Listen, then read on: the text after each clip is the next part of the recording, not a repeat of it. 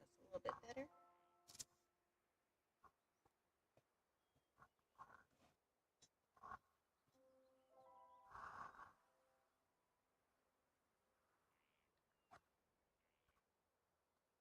Welcome guys to Wytchwood. We're going to continue playing the game.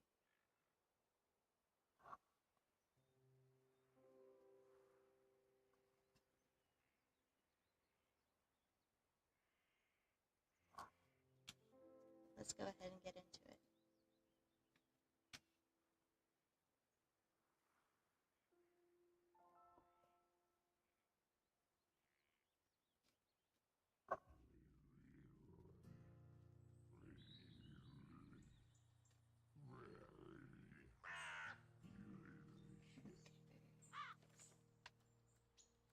What do we need?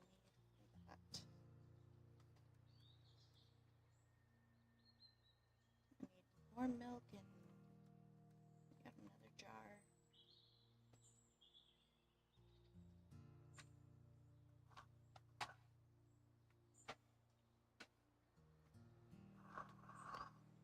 Okay.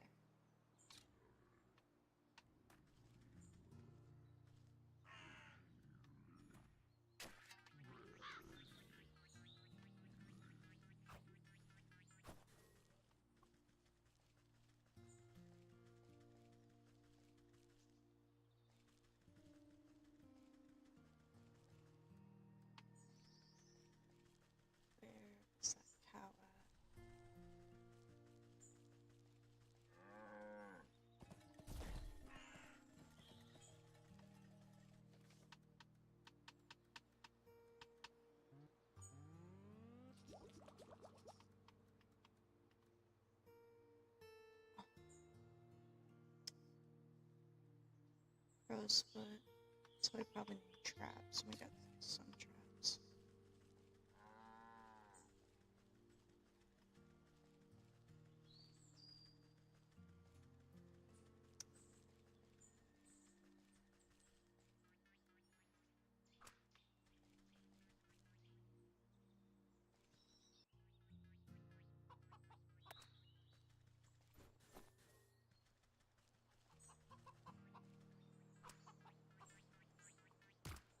God dang it.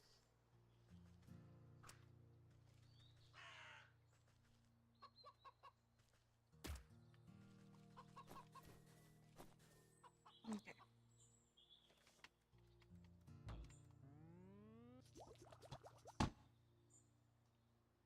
They're going to ask you to move. Fix my OCD. You can stay at the back.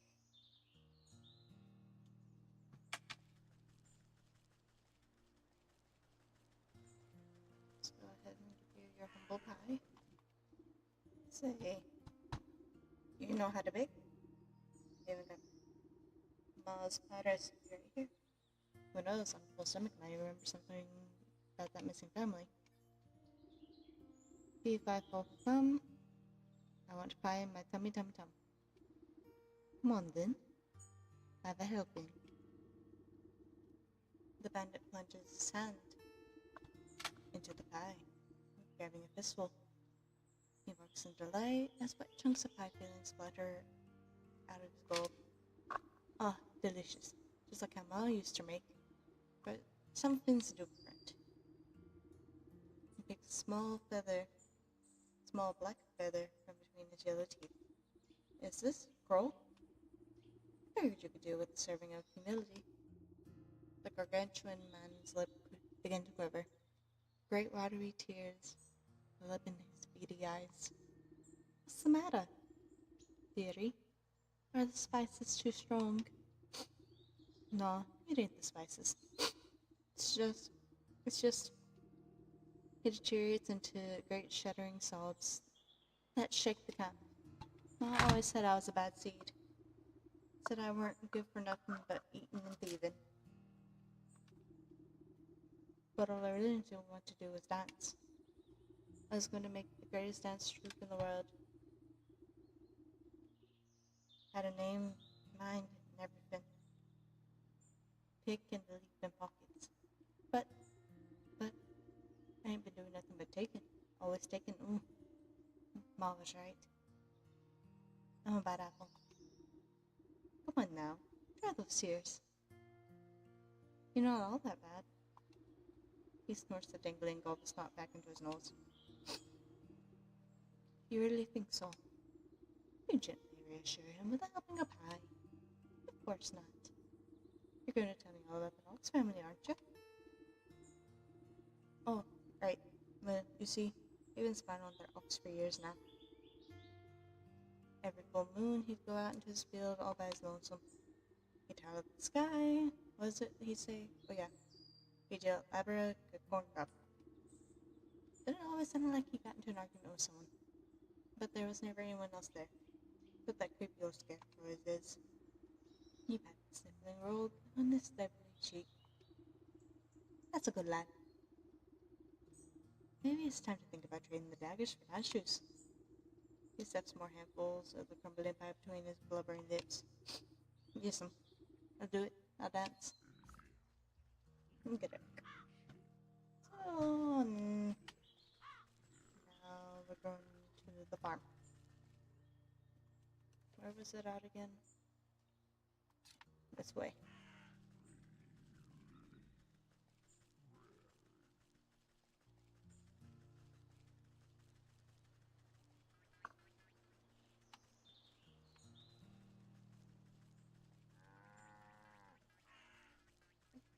In here, yeah.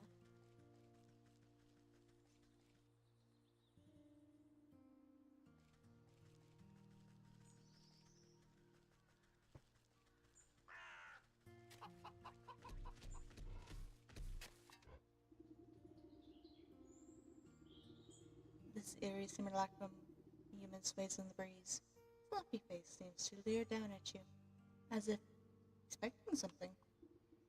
Oh, have a corn cup? The figure creaks against his bowl, as his vegetative head twists to look at you. He takes a wheezing breath, spelling a mock from his mouthful. Hello, yes? Have you come to strike a deal with the great magnanimous harvest master? Ugh, no thanks. I'm involved in quite too many dark contracts with the supernatural beings already. Why then have you summoned me?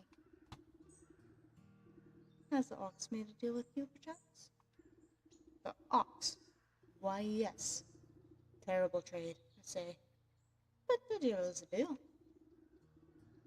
What sort of trade? Does it have to do with his missing family? Yes. He said he wanted to win the prizes for the best crops.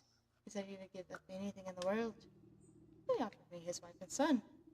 And I'm not one to refuse a bargain like that. Where are they? What did you do with them? Don't worry. They're fine. As long as I make the crops grow, they belong to me.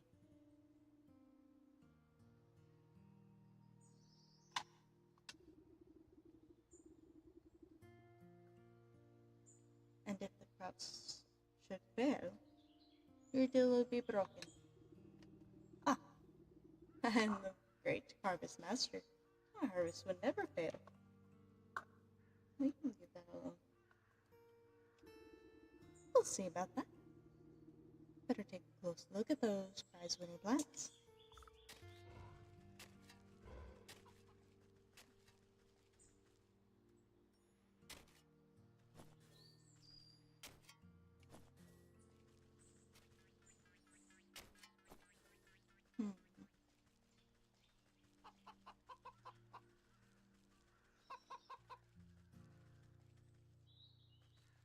It's not what I need.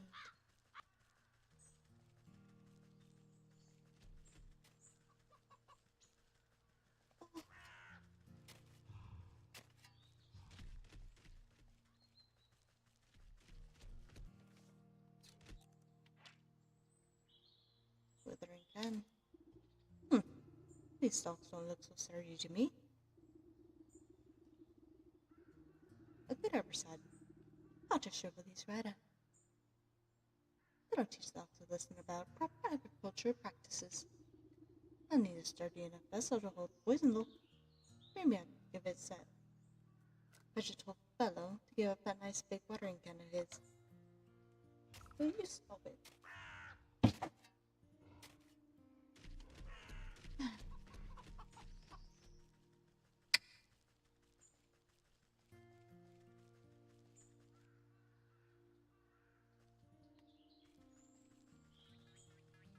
Let's see.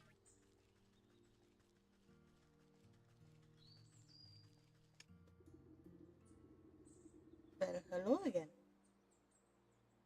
Find out anything about the books is up to? As a matter of fact, I have. It seems to trade his whole family to a turnip wizard, or field genie, or some other such nonsense. Ah, you must mean the harvest master. That explains a lot, actually. Bad business to get mixed up with that sort of fellow.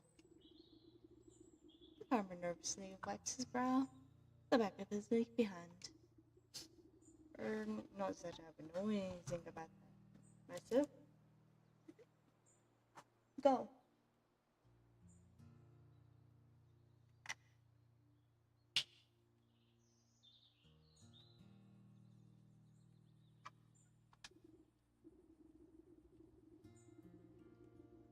Listen, I don't have time to exchange farm gossip.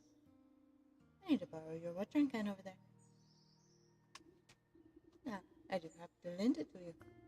But unfortunately, I still need it to grow my prize-winning vegetable.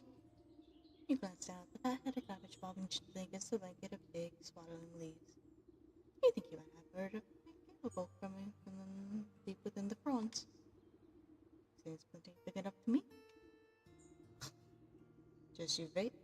My little baby is going to grow up to be the great big baby. It's just going to be the better little of them all. As this year's festival.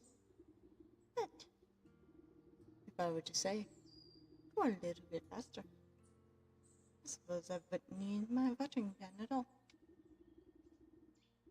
So the farmer winks at you despite not being equipped with any eyes.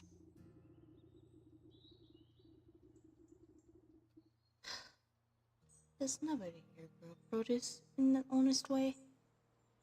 Let me take a whole look. You look down at the fattest little cabbage you've ever seen. But if it gets your hands on that watering can, you can stand to be a little fatter.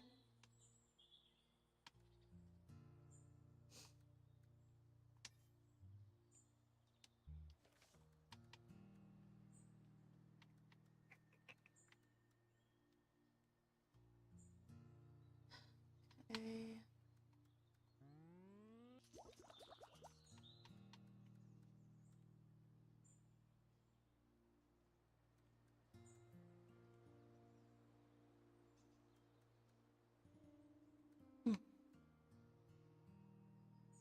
I need milk. Okay.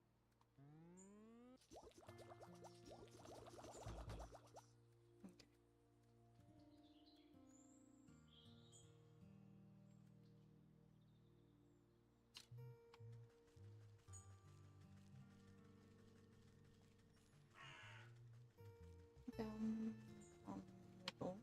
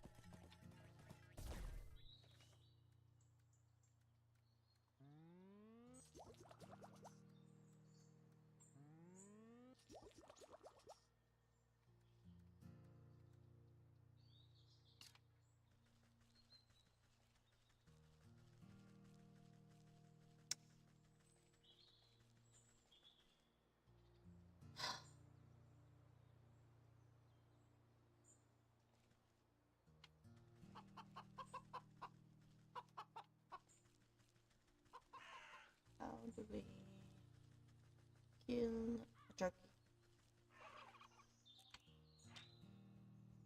Digestive tablets. What do you require?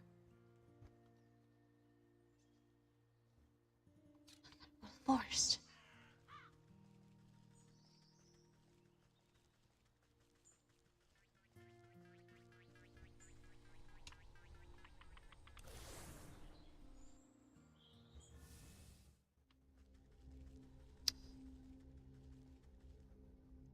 That's a swamp. Forest. Not a word.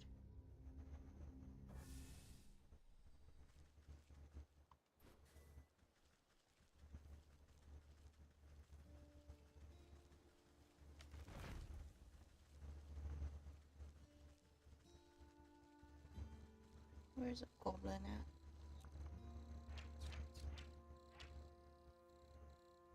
Dreadful doll.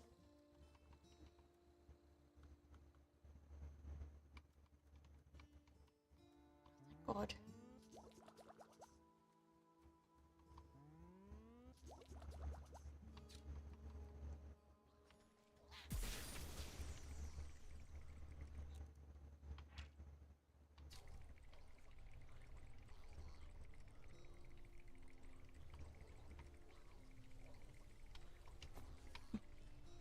Okay.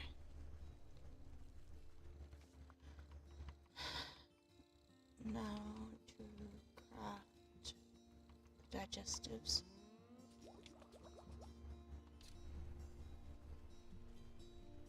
Now that we have that, we can go back to the field, back to the turkey.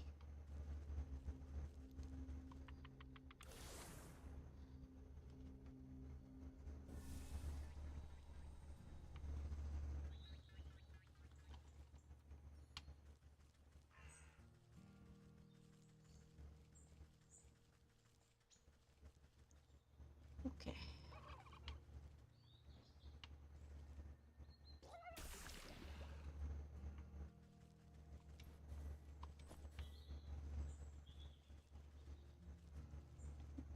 Now to get some water.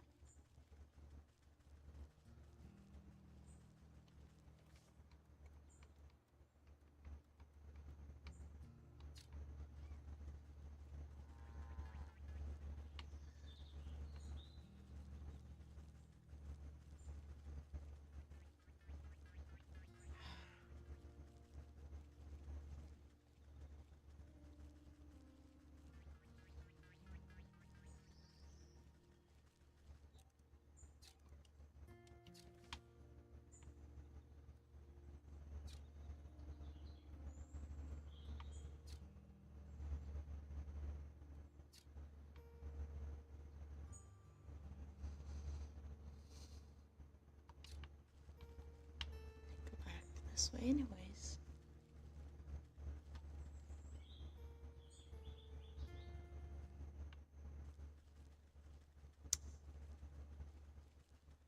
Go to the well and go in and get some water.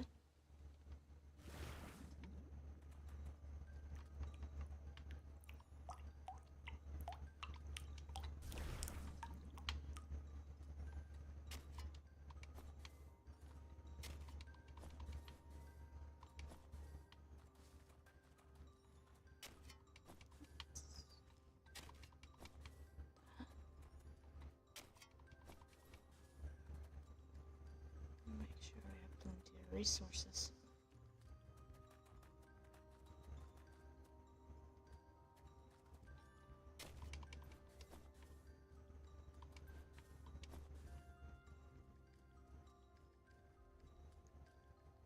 I need two.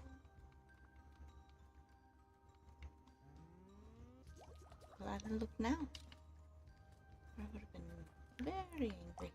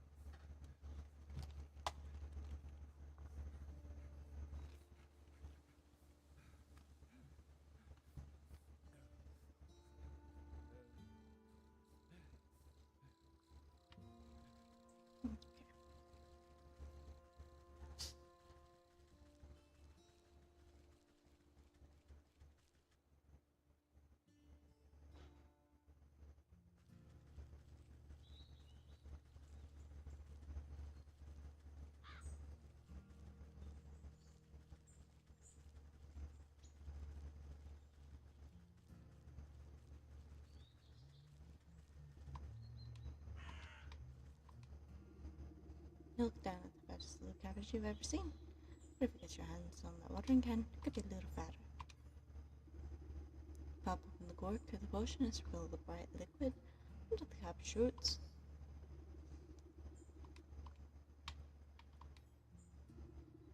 Crush into a fine powder.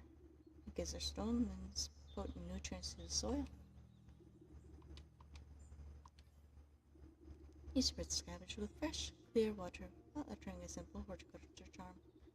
The water beads like dewdrops before the leaves drink them up and brighten in color. The budding plant begins to show bright purple, then blue, then yellow. It suddenly goes rigid and shrinks to the size of a marble. The farmer gasps in horror as his precious baby disappears back into the earth, turns to you, shoulders stiff and pitchfork in hand. Takes one step in your direction, but stops abruptly when a tremor shakes the underground.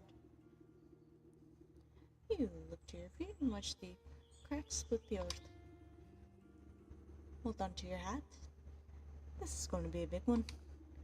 You hear a booming giggle, a cough from deep in the ground.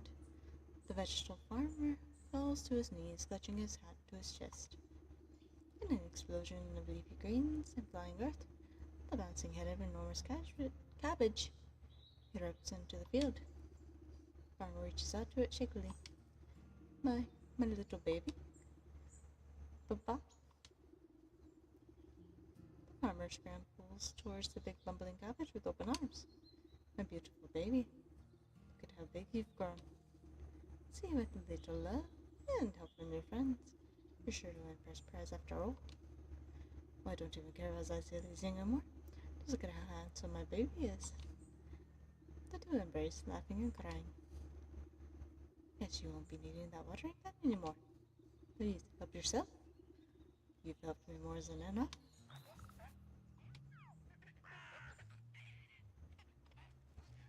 Isn't that cute? Okay. Potion of light.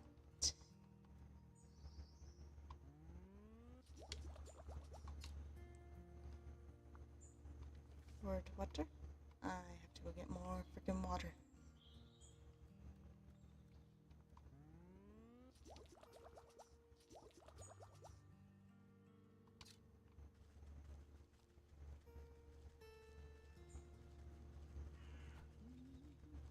Pumpkin Jack.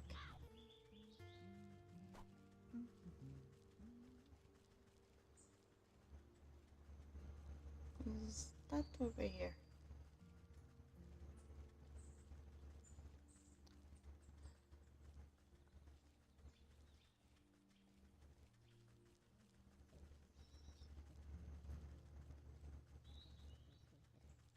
Maybe. Oh, just a bit.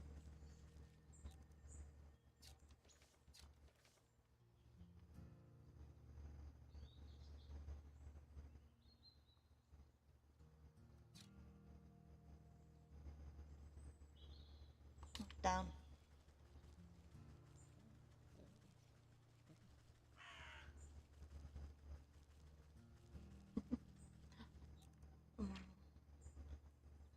Snugvan and what do you need? Oh, thank God.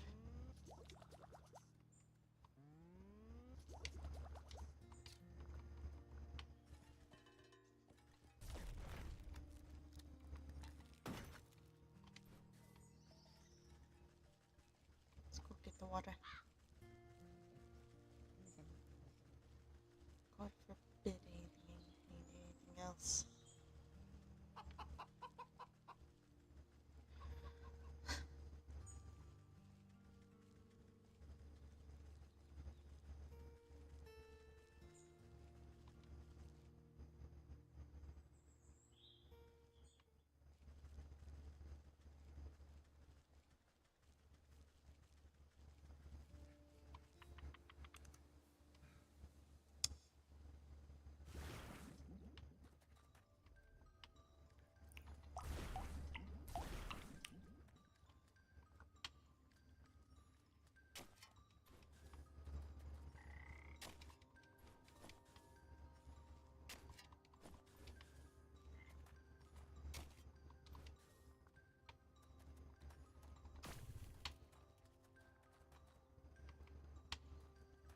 Here.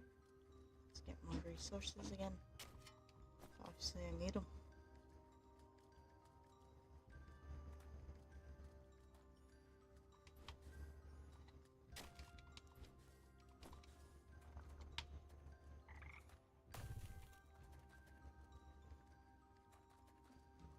Okay.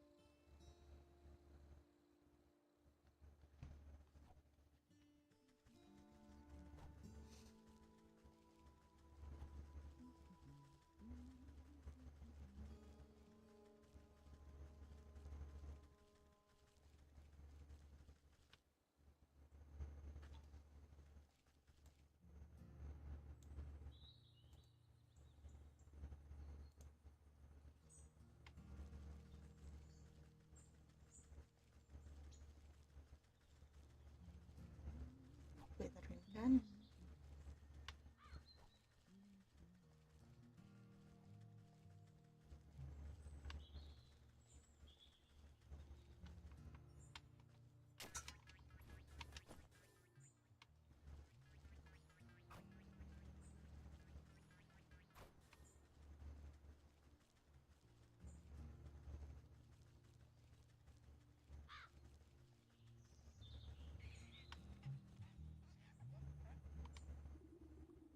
It takes some work to break through the Scarecrow's magical bloom, but you're confident in your mastery of poisons. Potion of Light. You hold your breath and empty the poison's vial into the container. Toxic fumes make your fingernails curl.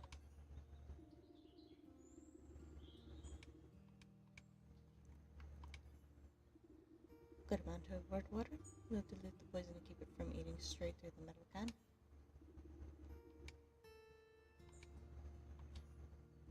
You crush up the impish bone into a fine powder. This potent fertilizer will help spread the blight. You find a hefty stick. You mix all the ingredients together inside the watering pan. You know your work is done when the stick dissolves into mush in your hand. Take it. Let us go to the props.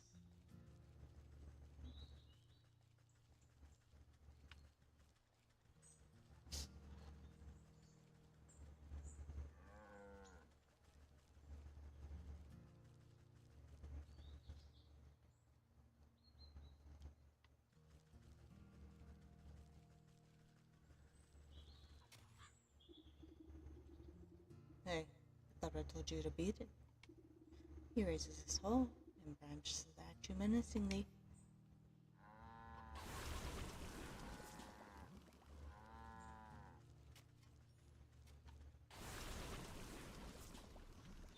You watch the sickness spread up the stalks to the very tips of the tallest leaves. Vivid greens turn into diseased browns. His cross spin and droop. No, what is happening? Harvest Master, we had a deal. You promised my crops would never fail. Truthfully sorry. Looks like my magic is broken. Not my fault. The ox throws himself to the ground. Price too much for this. A no deal. What is your offer? Anything you want. Just bring my precious crops back to me. Anything, This is acceptable. Worm-like roots suddenly wrap around the ox's feet and begin dragging him into the soil. Wait, I didn't mean...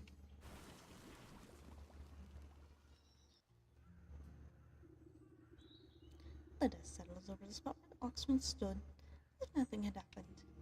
The little soil looks barren and diseased. A small sprout of leafy green catches your eye.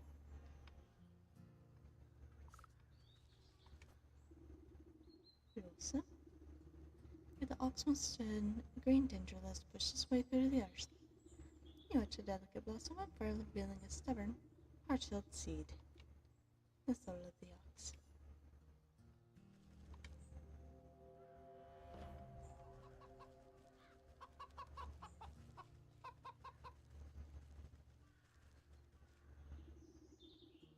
Standing at the front gate, the ox's missing wife and son blink in confusion as they had just burst forth from the earth itself. Ma, what happened? Ma, welcome back. Suppose you don't remember much. He really did it, didn't he? That stupid festival prize was worth more to him than us. Where is he? Where's my husband? Don't fret. Nobody set things straight. I won't be troubling you again. You got this night's fertile farm. All to yourself now. My son and I worked us up to the bone for that horrible man. Thank you for lifting this curse. Just do me a favor and don't make any deals with suspicious scarecrows.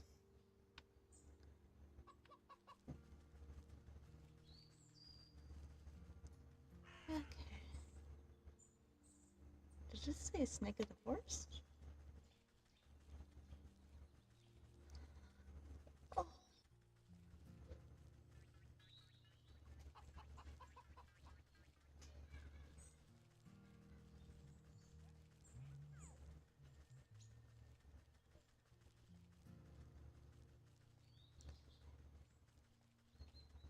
The leech in the swamp. Which one do we want to do?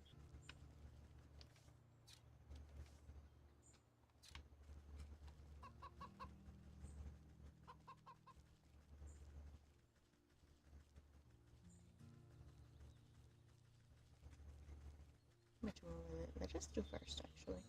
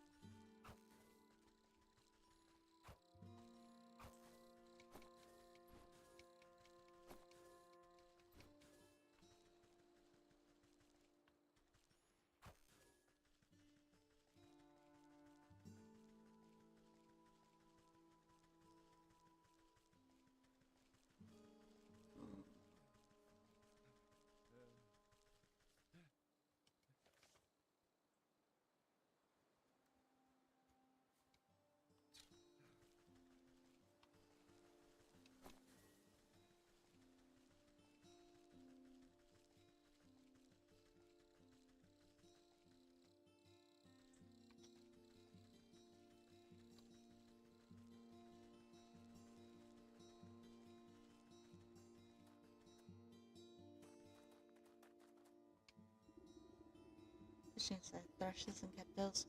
You find a strangely hard pedestal. You might be mistaken for a birdbath if you didn't know any better.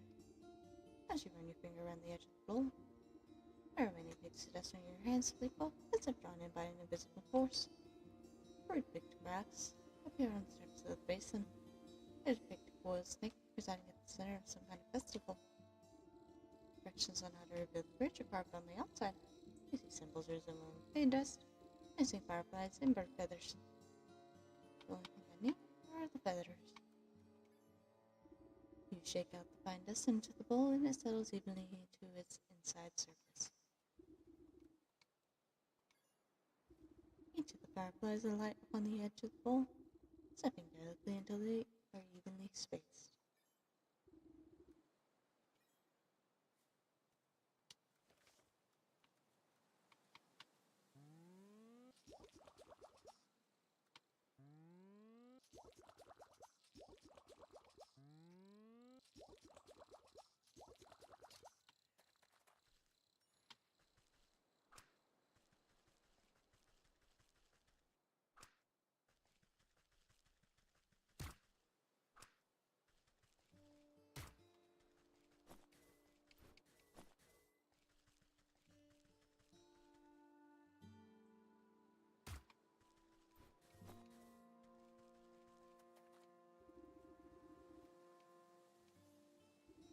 Placed into the basin, the feathers are arranged themselves into perfect triangular symmetry. The basin begins to glow, a soft yellow. As the fireflies rise from the muck within, they begin to dance up and down, drawing circles high above the bowl. Glitter rains down gently, shimmering as it casts a ray of sunlight. Slowly the particles trace the form of a bridge, leading from the edge of the water to the center of the lake.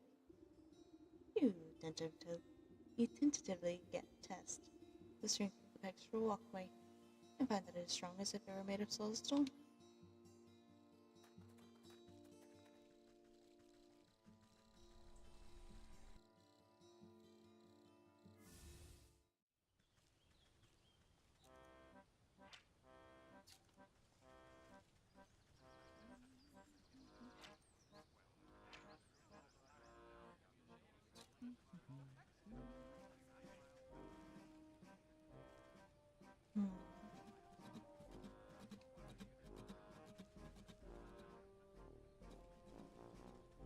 Oh, very nice.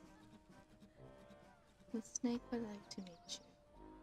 The snake is with us.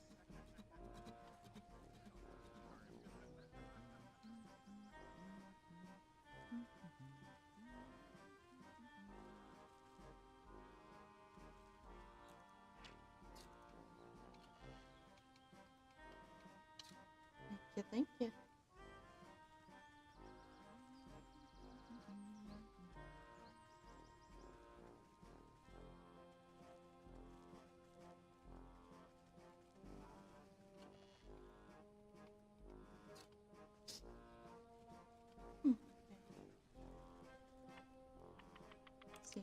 snake wants.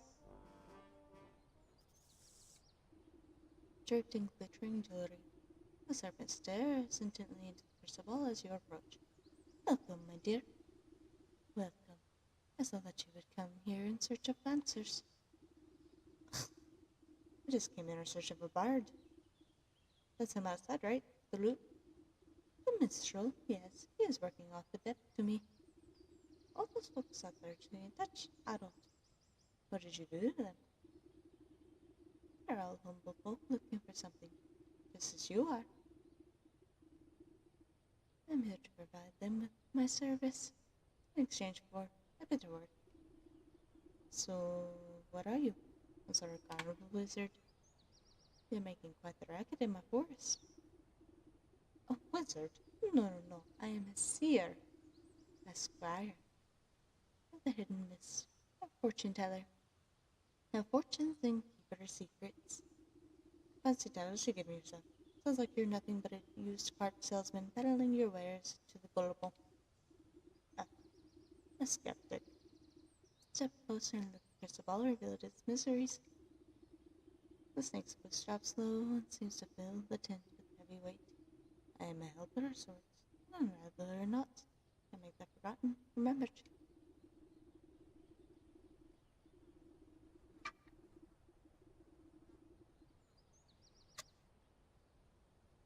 You feel the scaly touch southern wheels wind round you. Your powerless to move. And you have forgotten much.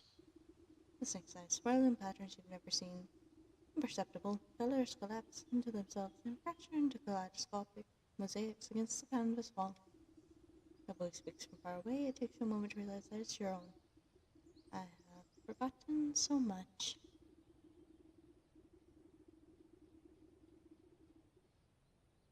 Let me help you find your answers. The servant's coils slowly squeeze the consciousness out of you. With a desperate push of power, you blink away from the snake's hypnotic gaze. Ugh, get off of me, you butter. You wiggle your body like a sack of loose twigs. Despite your protesting bones, you manage to squirm free and tumble back towards that tent. When your eyes open, you find yourself back outside. Snake's tent. You pick yourself up from the ground and just drop your shoulders. Oh, I guess that sly serpent has some tricks up his sleeves. I better come up with a plan for the next time I go in there. The festival patrons seem confused after your tussle with the snake, as if the spell over them was momentarily shaken. The crowd disperses. They fumble about in a haze. Now's my chance to get a word in with that bard. Maybe I can get him out of this mess.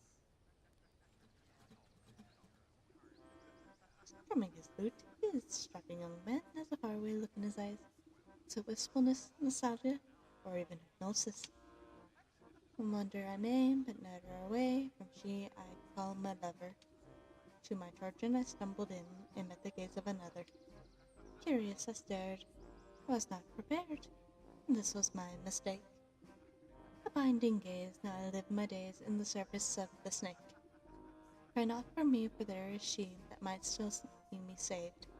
My spirits I lift as she holds a gift from before I was enslaved. I'm muted but shattered, its pieces have scattered, it mended we may be set free. Down the wishing well springs to the swamp's moonlit ring, and hiding within the pixie's tree. What's all this about a broken mirror? And gave it to that weakly maiden. Speak plainly, you warbling fool. No matter what you do, the poor musician barely seems to realize you're there. He just keeps rubbing his lute and humming his mournful tune. Ah, maybe that lovesick miss will know what he's on about.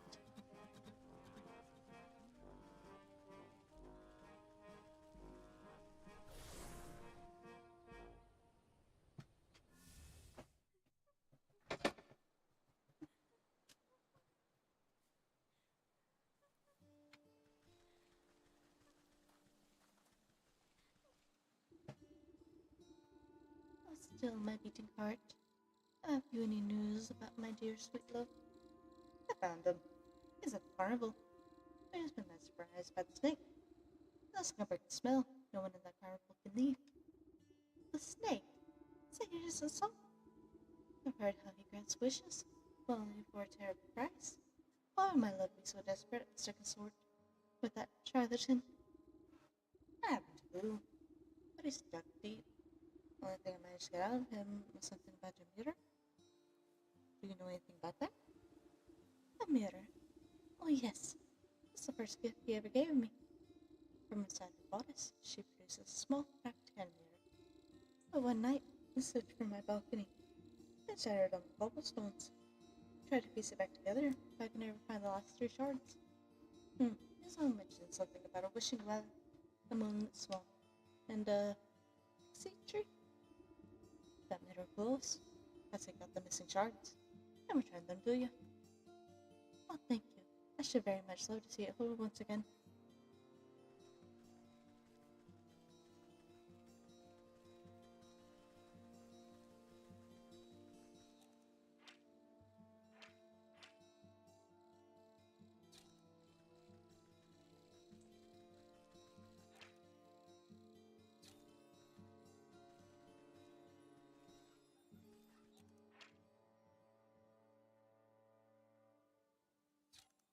Hmm.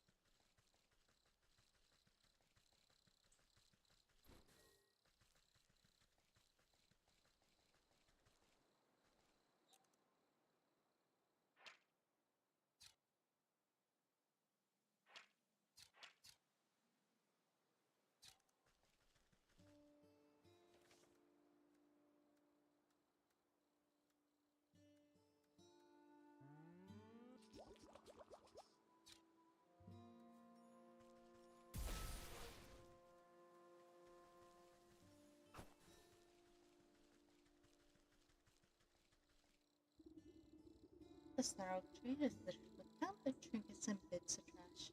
Wood half the house solidly together to form a glittering hive. Huge for a sharp piece of broken glass that could be the mirror shard. Pull your hand away at the last moment, a thousand beady eyes peer out of the tree's knothole. A familiar cackling voice floats above the others. You again, Kettlehead. What you want now? I've come for that mirror shard. Hand it over and I won't have to strangle you again. No way. We need shinies to keep those fairy folk away. Best fairy repellent there is. Ugh, what? This one of fairies afraid of shiny things. Well, I don't see no fairies around, do you? But maybe we can work something out. The smelly mushroom herders have been encroaching on our turf, see? They've been building those stupid little stone shrines of theirs. And worse yet, they've been hiring mercenaries to guard them. So we can't go anywhere new. Maybe a big something like you can. Take care of the problem for us. And then you'll give me that shard? Yeah, if there aren't no fairies, we won't need no fairy repellent.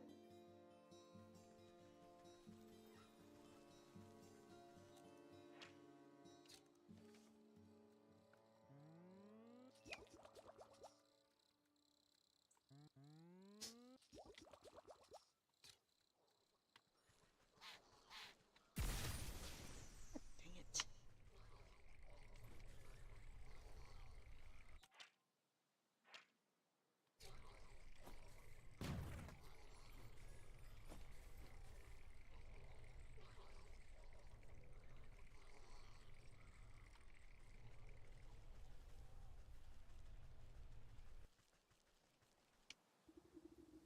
The pixie thinks the mirror shard with shiny nipples. Hey lady, I'm not giving you this, you break the fish.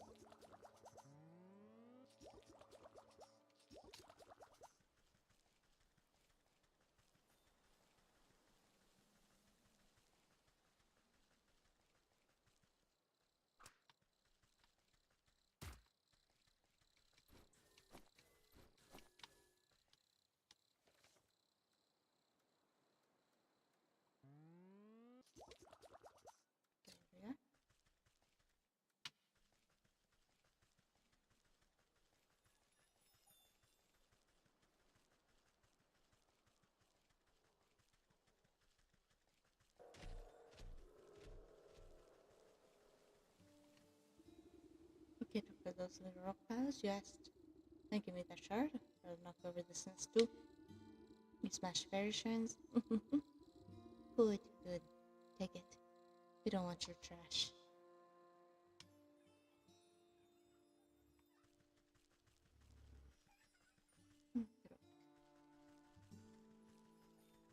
Lit skull.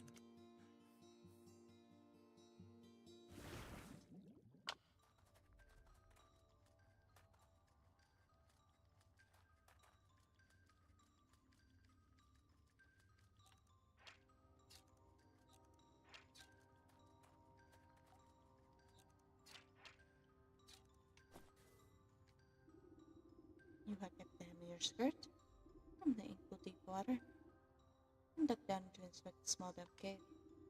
Bell-shaped quickly retreats farther into the darkest space. You hear a labored breath. A sympathetic thing, frightened and alone. Hello there. Don't worry. I won't hurt you. Bloodshot eyes blink nervously at you. Creature gazes longingly. The light of the world above, while simultaneously cowering from it. Poor dear. What are you doing down in this hole? I bet you're hungry, aren't you? Two thin, malnourished arms twist out of the crevice. One hand tightly clutches a glass jar, while the other reaches out to you, begging for food.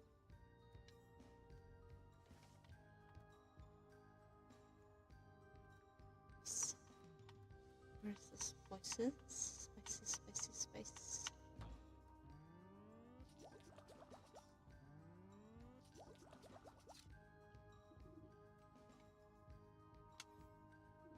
The creature snatches up the meat so quickly that you nearly lose a finger. It scurries back to its little crevice, and you hear a satisfied munching from within.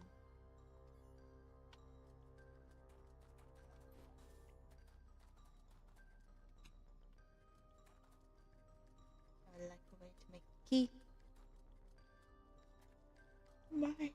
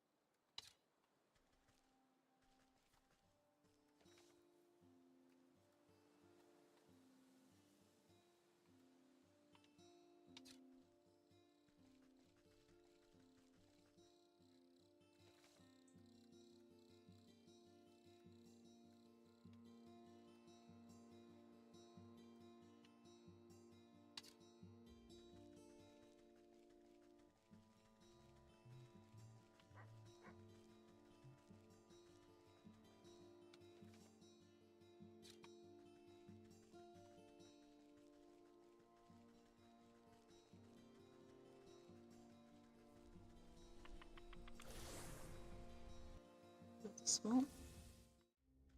Swamp we shall go.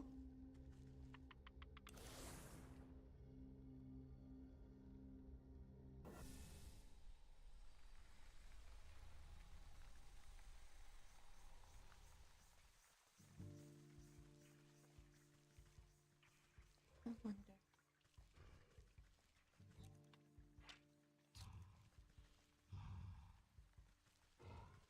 I'm not with you.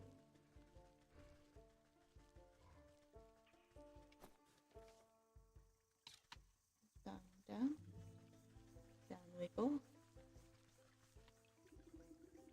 His animated wooden effigies seem engaged in a ritualistic dance. They march in stiff patterns, and a reflective piece of glass embedded in the soft ground. You leaning in for a better look. Just long enough to make out the shard's mirrored surface, reflecting the ghostly image of the moon.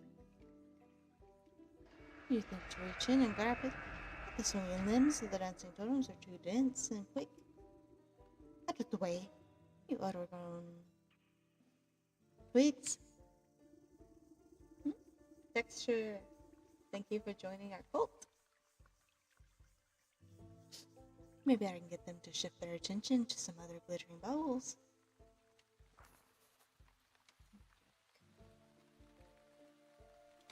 Let's see. What do I need?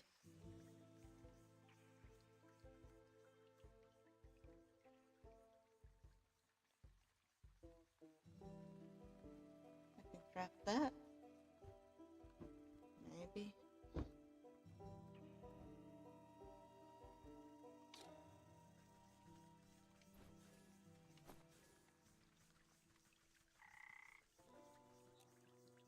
What's your weakness?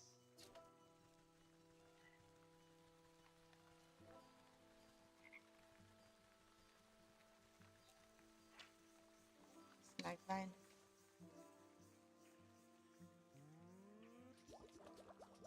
The nuts.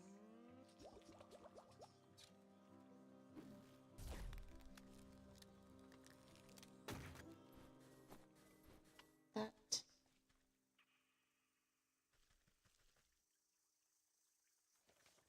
Let's see what we think.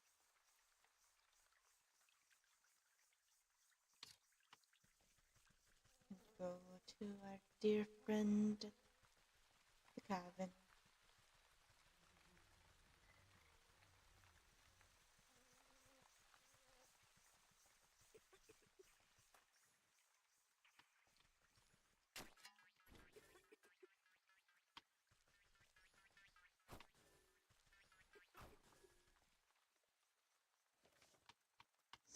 Craft that.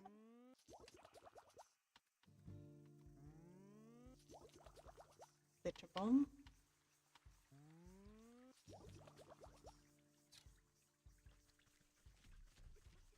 Now let's go get our shard.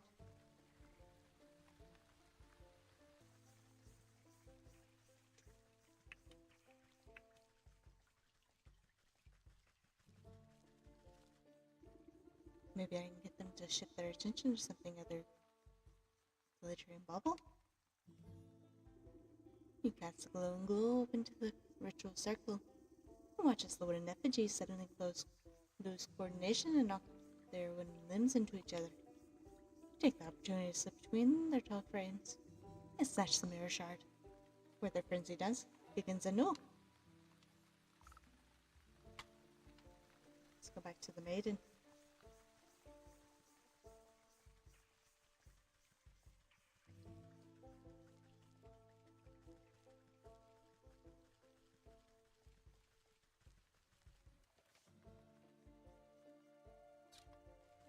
Right there. Float around.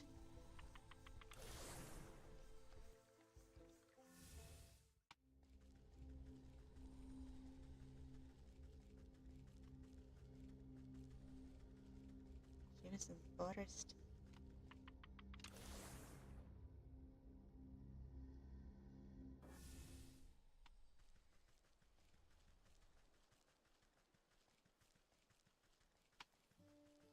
Over here.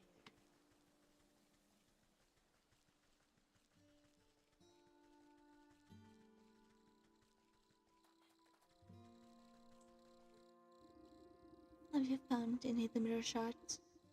I wonder where they could be. You gingerly hand over the broken glass shards to the maiden. She is careful not to cut herself on the razor-sharp edges. As she slots them into the mirror frame, the pieces click into place perfectly, and the surface of the mirror ripples like water on a lake. The ripples calm, filling into the form of a pristine crystal mirror.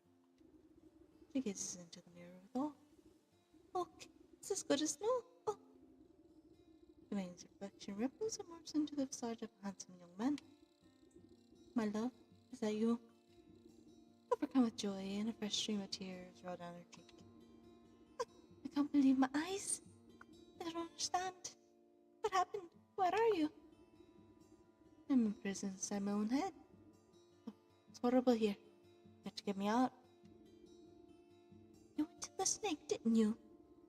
Why would you do something so stupid? Listen, my love. I have a confession to make. I'm actually not that good of a musician. What are you talking about? You were so beautiful upon the balcony. A bum like me would never get your attention. So I asked the snake to help me out a little. Thought I could protect myself from the snake's hypnotic gaze with this magic mirror. But then you went and broke the darn thing. I didn't break it. It slipped out of my hand. Wait, don't put this on me. How could you be so irresponsible? One problem at a time, children. We fixed the mirror. We should be able to break the snake's spell now. Yes. Oh, you have no idea how unbearable it is being stuck in here. There's nothing but awful poetry and song lyrics that don't even rhyme. Please, Granny, take the mirror.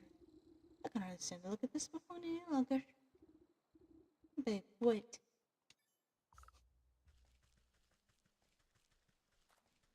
Ghost soul.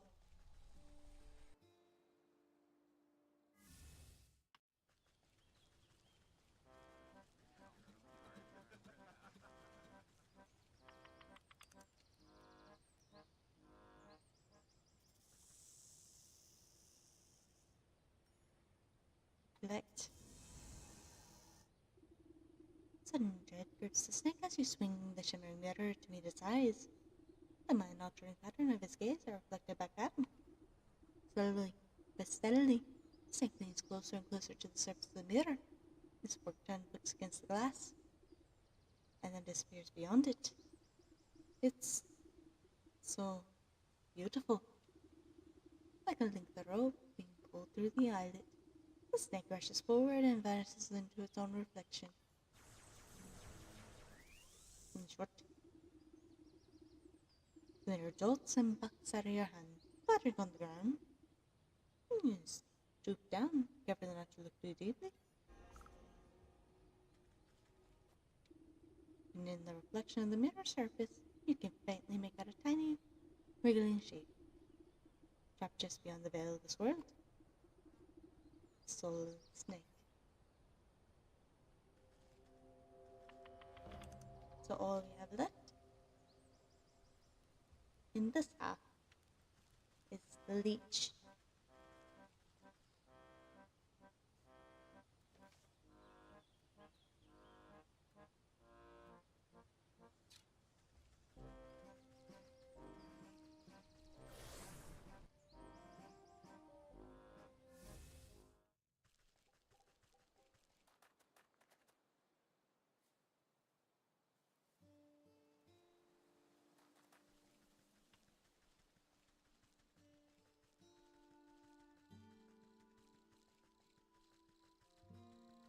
Where are we at?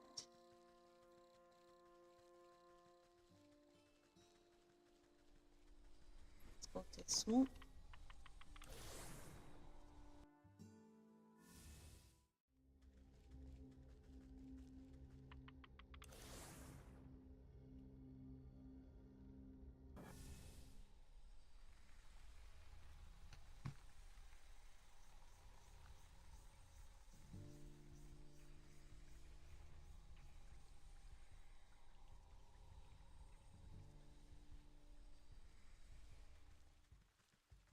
Okay.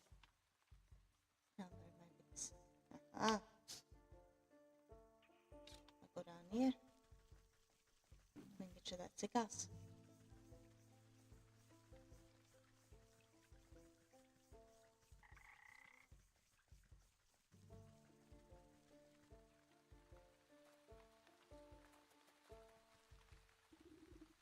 Hold on now. This sick house is full to the brim and festering with disease. Don't you know there's a deadly plague going around? Plague, you say? This is the first I've heard of it. Oh, it's terrible.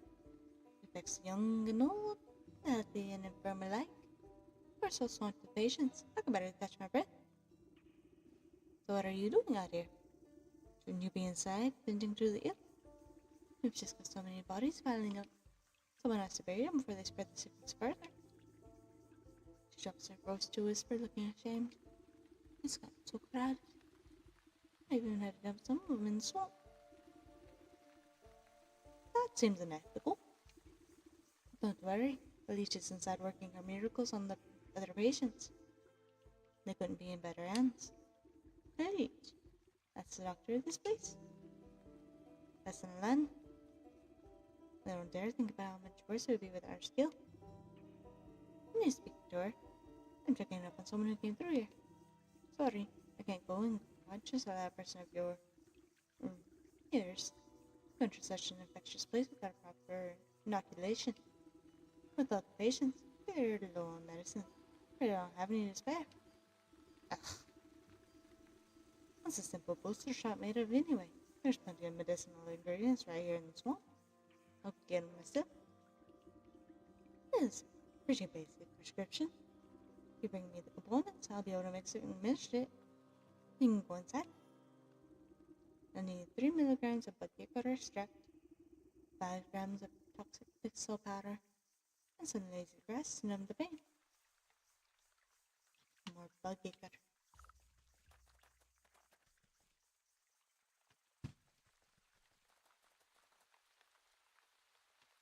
Let's see.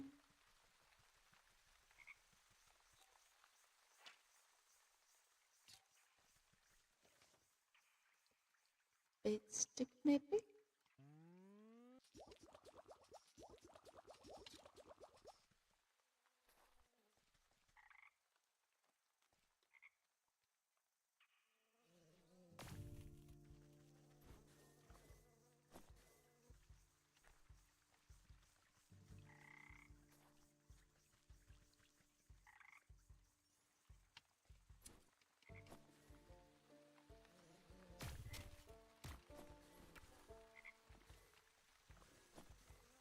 A little extra never hurts anyone.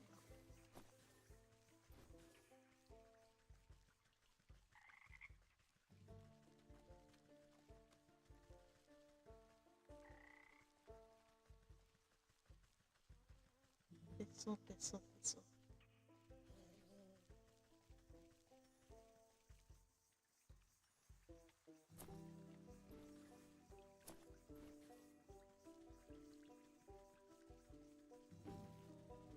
Now back to the house.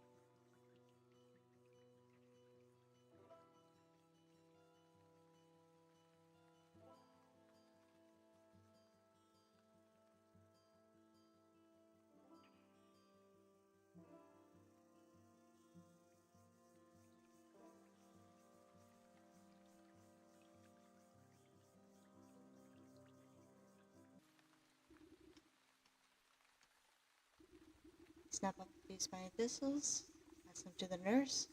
She's careful not to prick herself on the sharp ends. I need 3 milligrams of bitter extract, 5 milligrams of toxic the grass. The nurse takes the dried grass you have been so careful to keep intact and immediately crushes them into batter.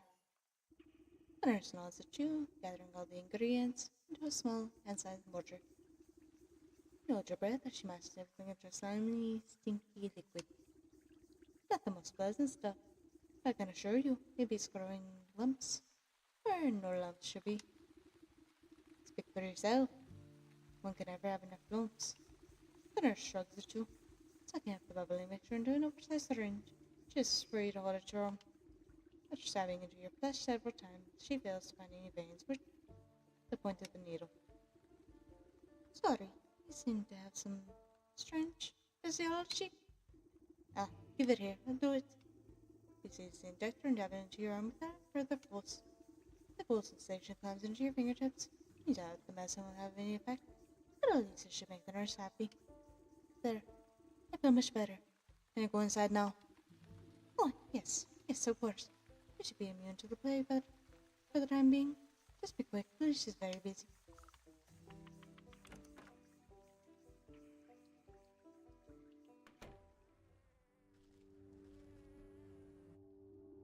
The doctor slithers from one patient to another, checking off little boxes on a clipboard.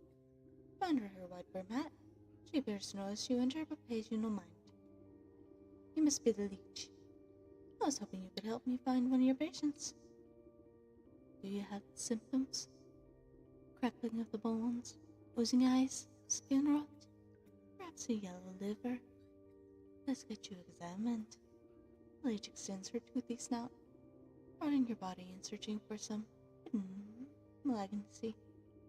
You slap her away with a Swiss palm. If it's sickness you're looking for, you won't find it on me. My dear, we're all sick with something. Whether it's a broken heart or a broken arm, we all suffer in one way or another. You peer through her tightly wrapped garments and see a deep darkness underneath.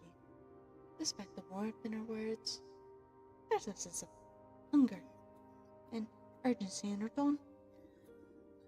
I am here to heal, to mend, to put all your troubles at ease. Now tell me, what ails you? I told you already. I'm in perfect health. I'm here to find someone, a man, who came through here with a sprained ankle. Half the patients who come here have a twisted this or a broken that. Before the pox sets in, that is. Can you be more specific? What does he look like? Oh, I'm not sure. Well then, how do you expect me to help you? Come back to me when you know what you're looking for. You look at the sick house, at the coughing, wheezing, bedridden souls. Perhaps some of them will be able to identify the missing husband.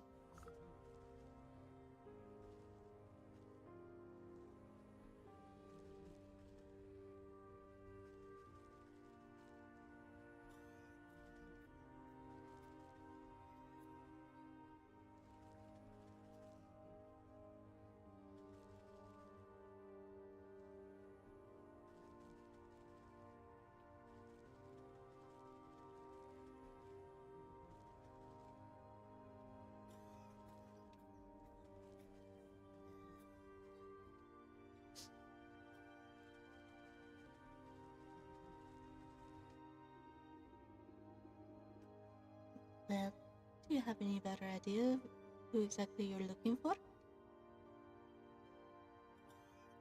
Shorter than most. I'm going to need a bit more than that.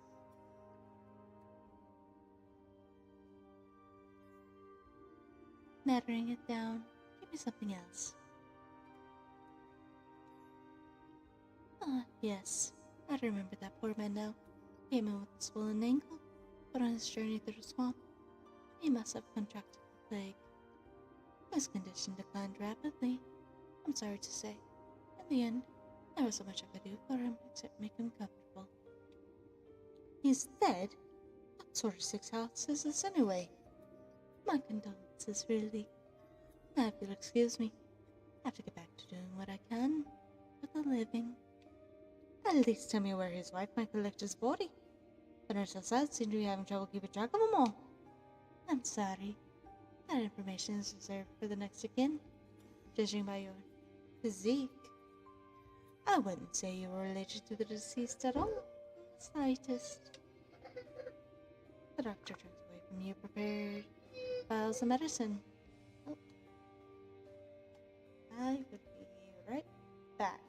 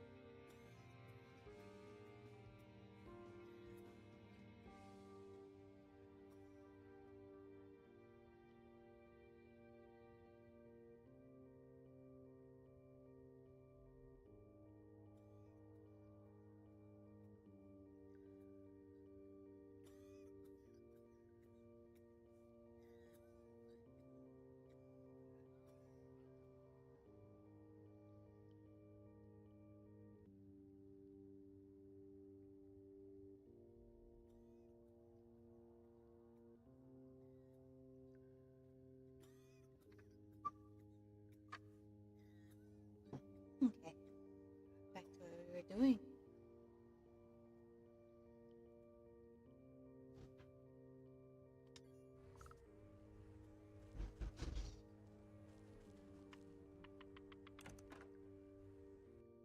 Let's go talk to our sister in the swamp.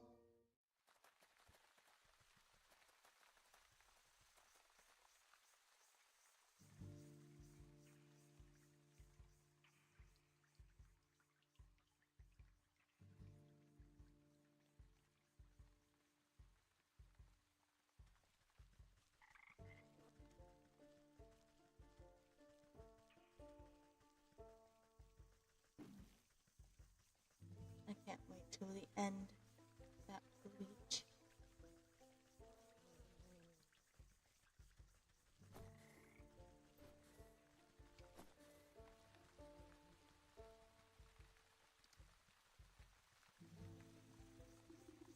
Do you have any news of my husband? He should have been back by from the sick house by now.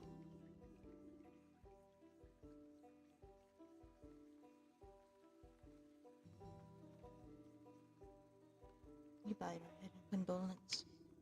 I'm sorry to say that your husband has passed away. The leech said he fell ill with the plague. Rather than grief, an expression of mild annoyance crosses that woman's face. Oh, what a nuisance! You don't seem that upset about the news. Well, he was getting on in years. It was bound to happen sooner or later. I just didn't think it'd be from some measly plague of all things. So, better simple now. I'm not sure. The leech wouldn't tell me. But her assistant mentioned having to dispose of the dead out in the swamp. Oh, brimstone.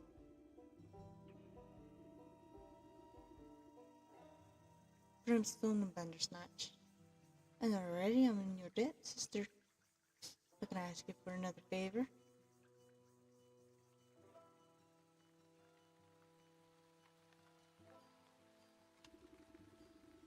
Suppose that I've ever stuck my foot in this mess. What is it? There's an old circle of powder. Just west of here. It served me well in my younger years. I expect it's still got some juice left. I need you to dust it all. I'll batter it up again. I'll go do it myself. By the time I get there, my poor resident's body would already have been reduced to worm parts. What am I to do with the circle? You're a knowledgeable lass. Engravings on the obelisk should explain the rest. Will you kindly leave Quartz alone?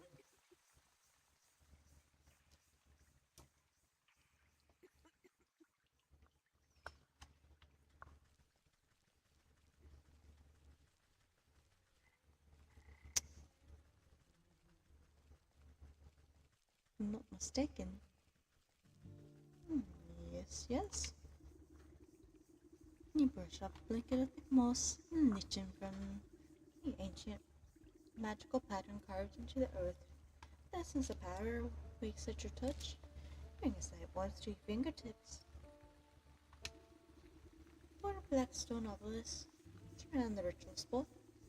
You'll need to scrape off more ruined decay to read the runic lettering engraved on their surface.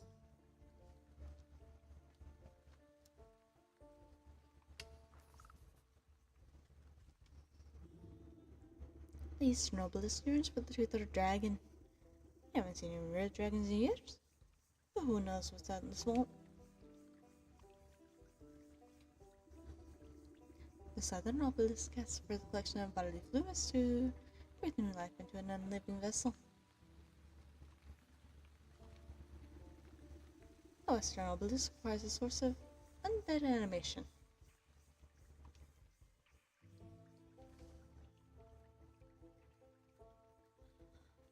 Oh.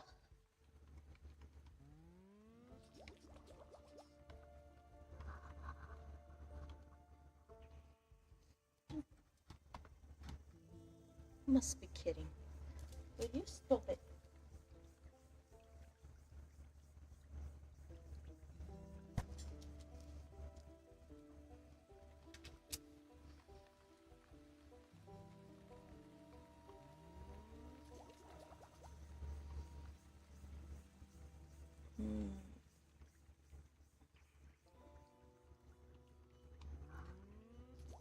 So it my word.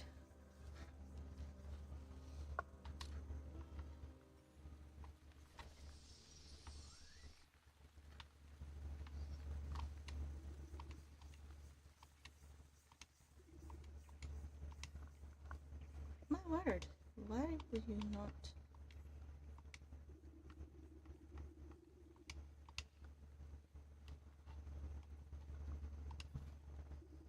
You fill the bowl with an offering of anatomic fluids.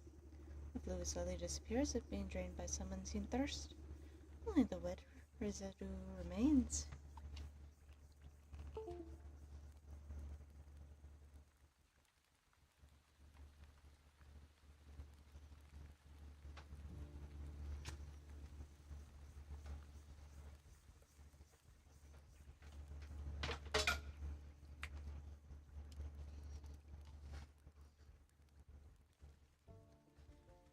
A sweater. No, no, no. Oh.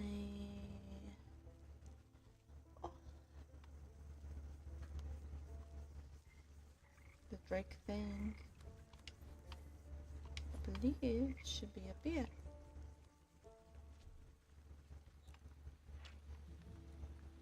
Sacrifice.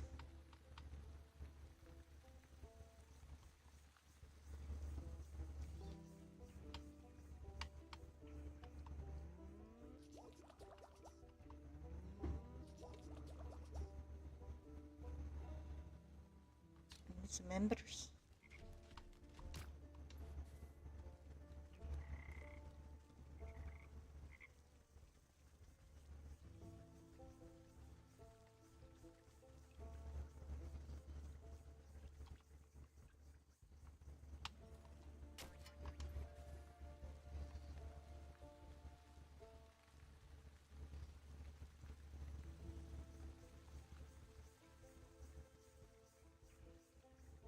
You guys can't see it, but there's a cat on my little stool for my legs, and then two behind me.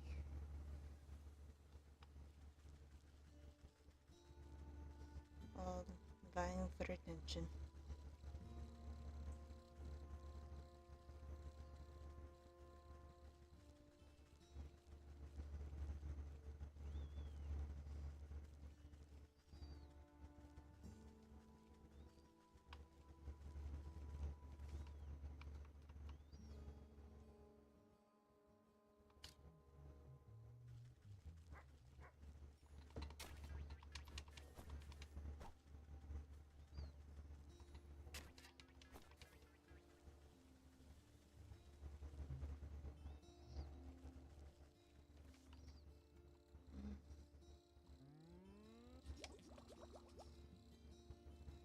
There's that.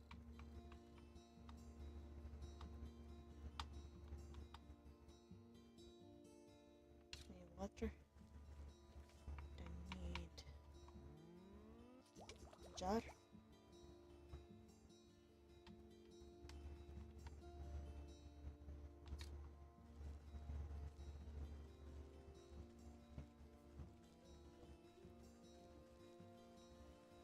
Let's ask.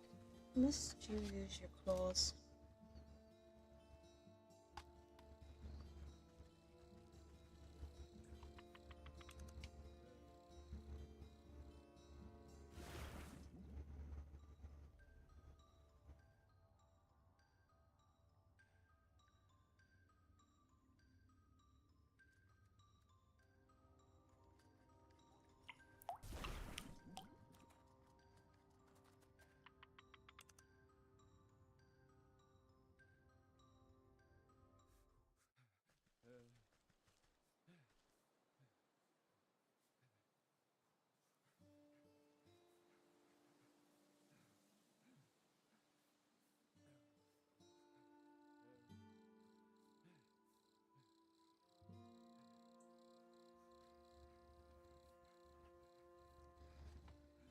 Don't know if you guys like it or not, but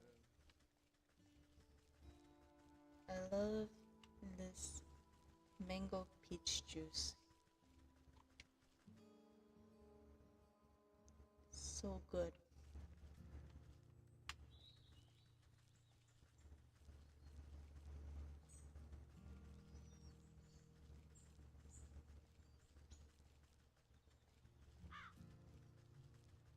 Let's go and get a couple more embers.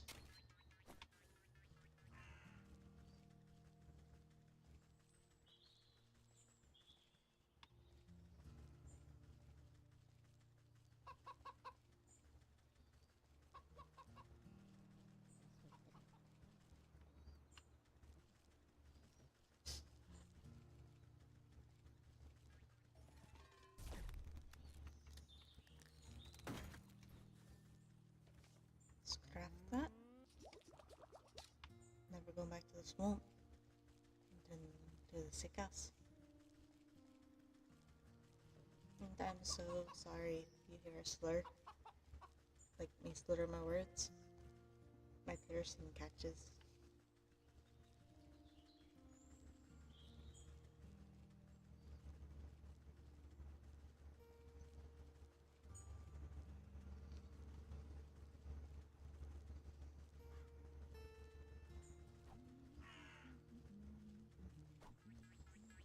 It's the most annoying thing when it catches.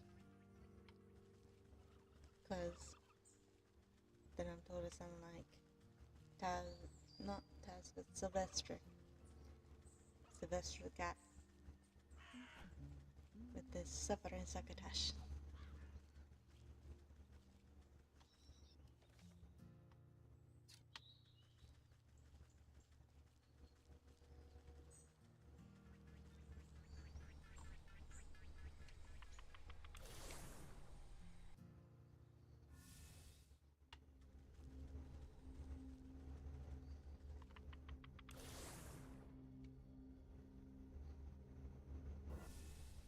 Do I remember the water? Yes. I'm going to make the sacrifice.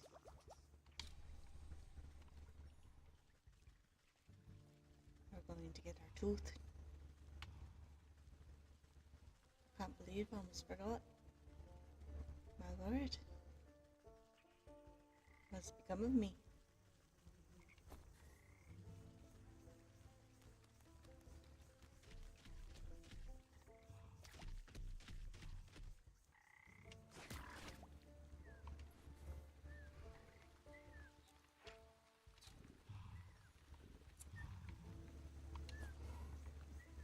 Got her fang.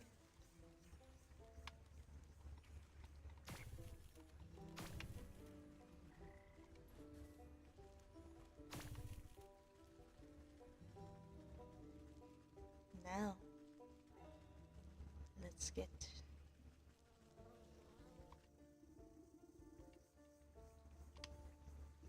you place the token of undeath into the basin. It flutters like a candle for a moment, before the shadowy umbrella of the obelisk snuffs it out.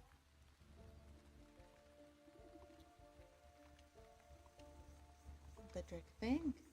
He wrapped the sharp reptilian fang into the stone basin with a heavy clunk. It spins like a top, emitting a high-pitched whine before shattering into fine white dust.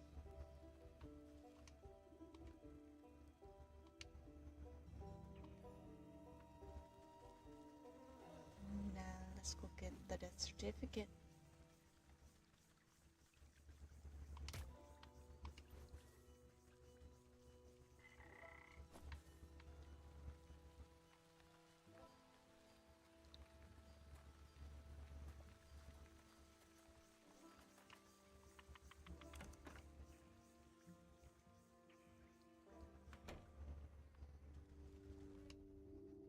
The shadowy doctor prowls amongst the cots, eyeing the weakest patients with a dark hunger. She snaps her quivering tentacle at you as you approach. Not a step closer. Who knows what sort of disgusting maladies you might be carrying? Yes, I'm a pox-ridden wretch, I know. But I need a death certificate from you. Specifically of a short-bearded man we spoke about. His wife is in no condition to roll her chair through the swamp, so she asked me to collect it for her. I don't simply give out. death certificates to anyone claiming to be someone's aunt, grandmother, or friend. This is a legitimate operation. She turns her back to you and rummages through the nearby medicinal closet. Now where is that searing gone to? Don't tell me where are you at? What's the matter? I just talk. It's a shame you don't have the time to go out yourself. She tenses at your continued presence. What are you getting at? Medicine for the death certificate. I think that's a fair trade, don't you? You about her when people's lives are on the line? Fine. I'll have your paperwork, you filthy degenerate.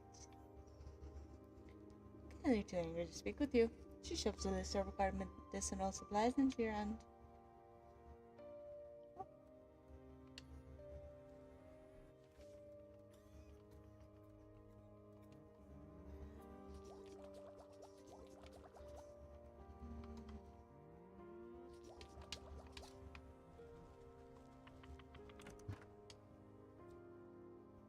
Let us go get them.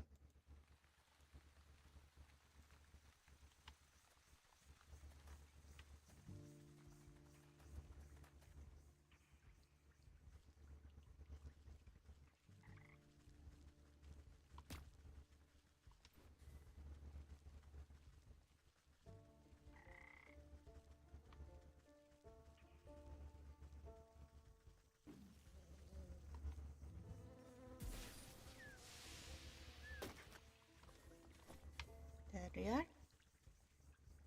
We have everything.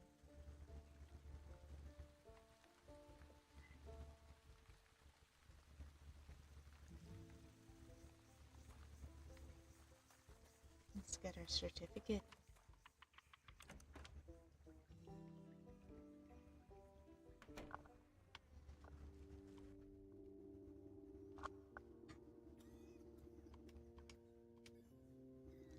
The leech stuffs the poultice into an unsanitary-looking cabinet without a second glance.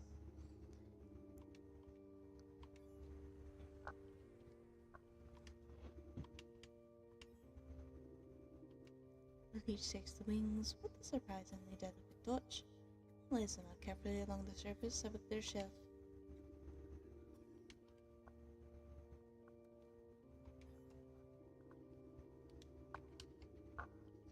The leech inspects the barbs before placing each of them carefully into a velvet-lined container, alongside the other excruciating-looking instruments. I've run your errands. I really must insist on that death certificate. There's no need to get prickly. I have your paperwork right here. The leech extends her moist arm and thrusts a poorly written note into your hand. Shake the mucus from the paper.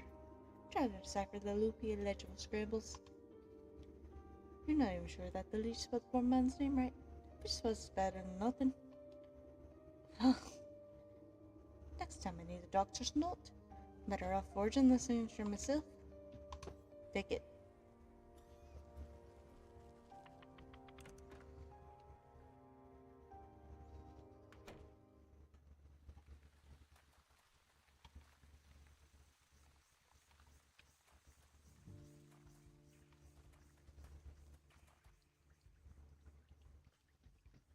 Now where are we?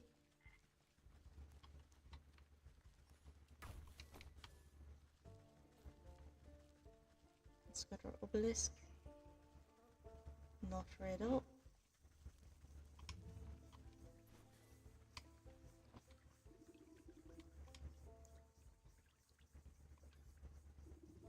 The human swamp there.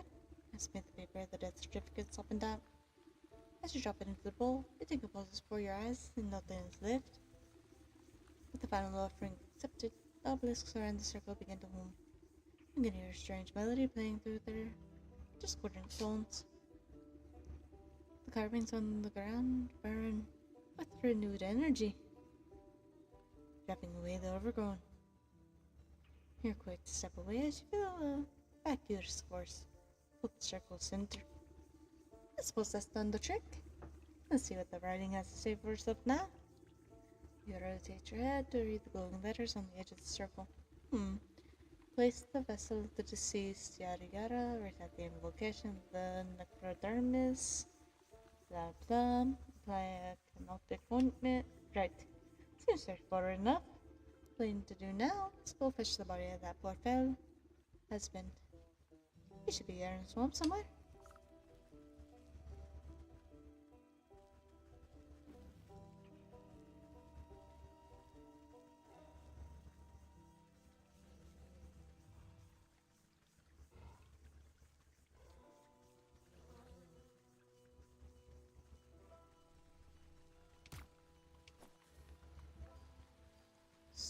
Salt.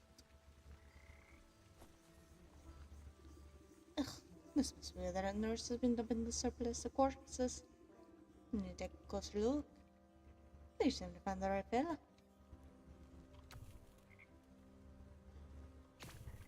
Similar, but perhaps not the right body.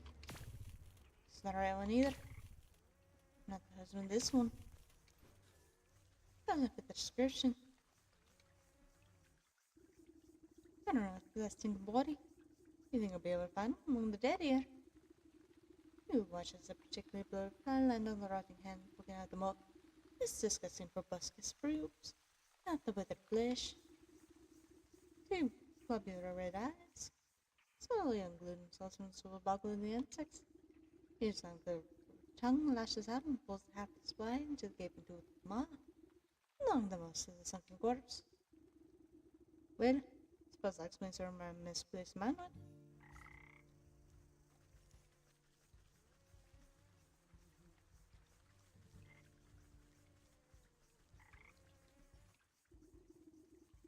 Can it be, as a living young morsel wanders his way into my palace? Call this filthy bog a palace. Thursday sits back, shaking the swamp with barbling laughter. Smaller frogs and newts scurry out of the way to avoid being crushed by its enormous bulk. Couldn't you? This place is veritable bounty of insects. And my subjects have such healthy appetites, so they will all grow big and strong. I'd eat you too, but that head of yours, it's much too hard. I prefer my food to be nice and tender. Look, you wouldn't perchance have seen an old man pass through here, have you? But yay high, full beard, beddish. The frog taps his fingers against a log, putting an impossibly large grin. Oh yes, I do believe I've seen the chap. He has such a delectable aroma, and full of little bone ribs. I'm sorry to say that once something goes down the hatch, it never sees the light of day again. Let's see about that.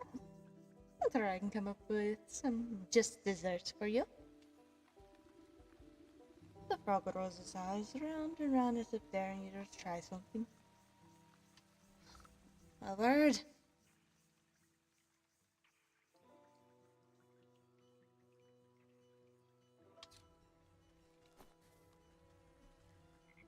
The newt. The newt.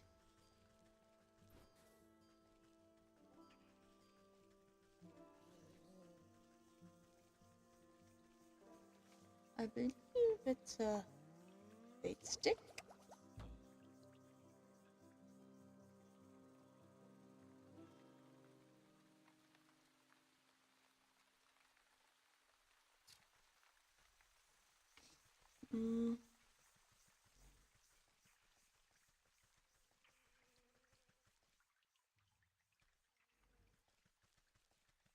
For the life of me, I can't remember.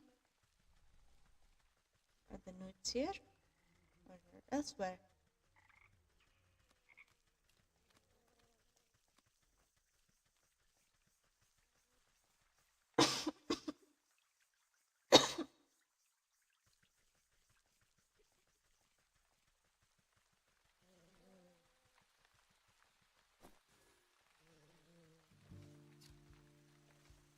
Mm.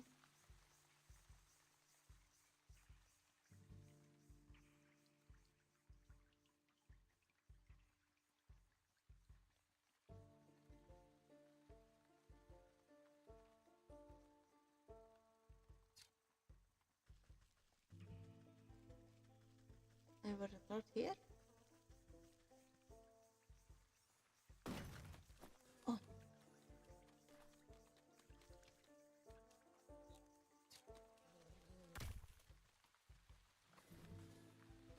My word.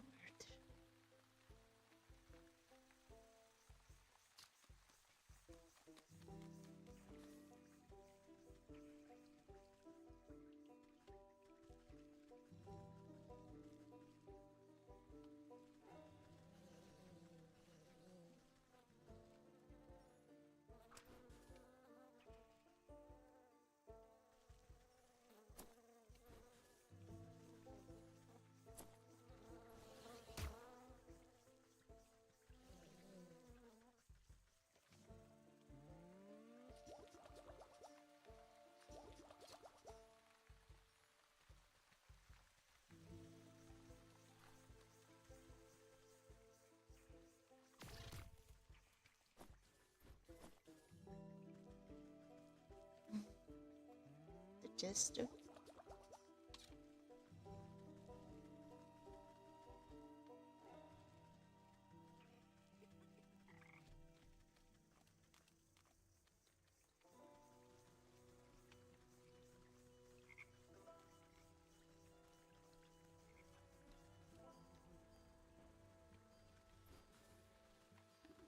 The progress says round.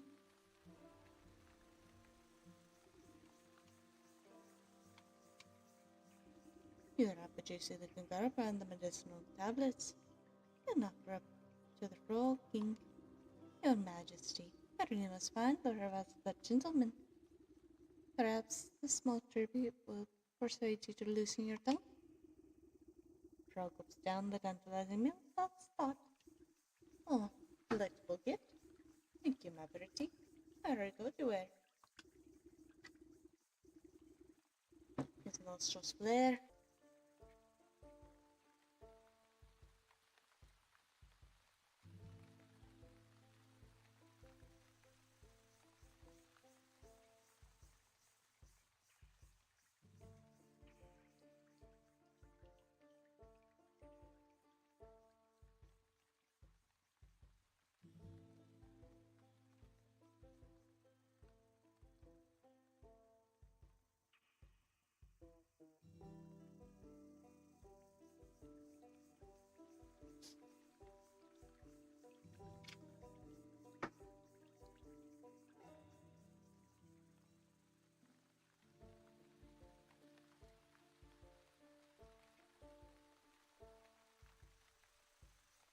I don't know why. On the nights I decided to stream this, the internet wants to cut. Great Belinda's ghost, what a stench. The frog wobbles on his legs, looking thoroughly emptied. And there's whirling is. His body back into the swamp with a thunderous splash. He's got the slippery body that has him floating in the bog water. Luckily, he seems to be missing some bits and pieces, so he should fold up quite nicely.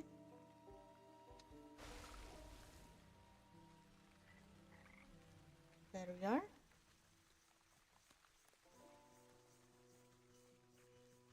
Go ahead and do that. The chocolate powder is ready and waiting for the necromantic purpose. The corpse. With considerable effort, you pull the husband's decaying body from your satchel. Slap it down in the middle of the circle. Invisible shackles wrap around the corpse's limbs and pulls it spread eagle against the ground. Strange mist rises from the obelisk, casting everything in a sickening green light. Slowly but surely, the corpse begins to levitate off the ground. You rotates to face each obelisk one by one. Oh, get on with it! I have no got all day. You get the writing head a good kick as it passes by you. With a gasp, you stay there, the body drops to the ground suddenly. Pulls upright. Ugh. Hey, hello there. You caused me quite a lot of trouble, you know that? The reanimated corpse calls in his throat. Oh, sorry. Wait a moment. You see it is about tongue flopping about on the ground like a worm. You scoop it up, toss in the man's gaping mouth. Ugh. Body moves his jaw. His His lurking voice seems to emanate from someplace beyond. Murderer! What? I am not. You were quite dead when I found you. No, Leech murdered me. Touches his hollow chest as if trying to feel his heart beating. Gave me plague. Drained my blood. Leech murdered others. His insolent arm towards the body filled bulb. No, there is an awful stink about that sick house. I saw her doctor. And fix her own patients. Check her office. Find the proof. Don't you worry. I'll make sure the parasite gets what's coming there. But you should head back to the home. Your wife is worried half to death about you. Turns and looks only over her shoulder. There is vertebrae popping. Yes. Late. You sound like a joking miss. Gives you a crooked nod of thanks. No!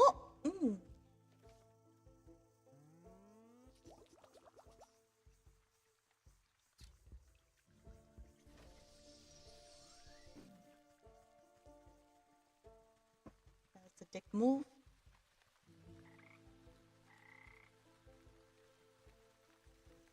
You wee bastard.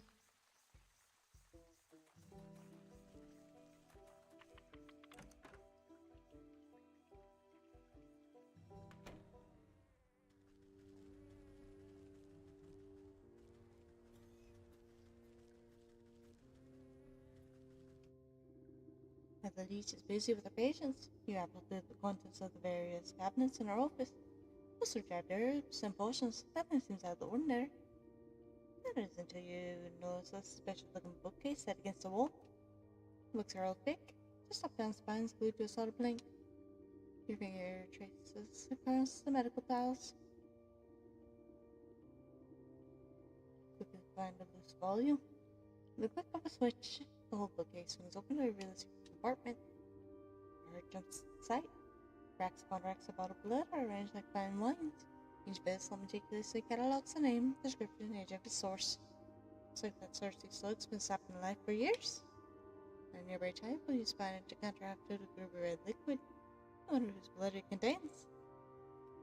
I just thought it would remind that slimy worm that there's worse things out there than bloodsuckers.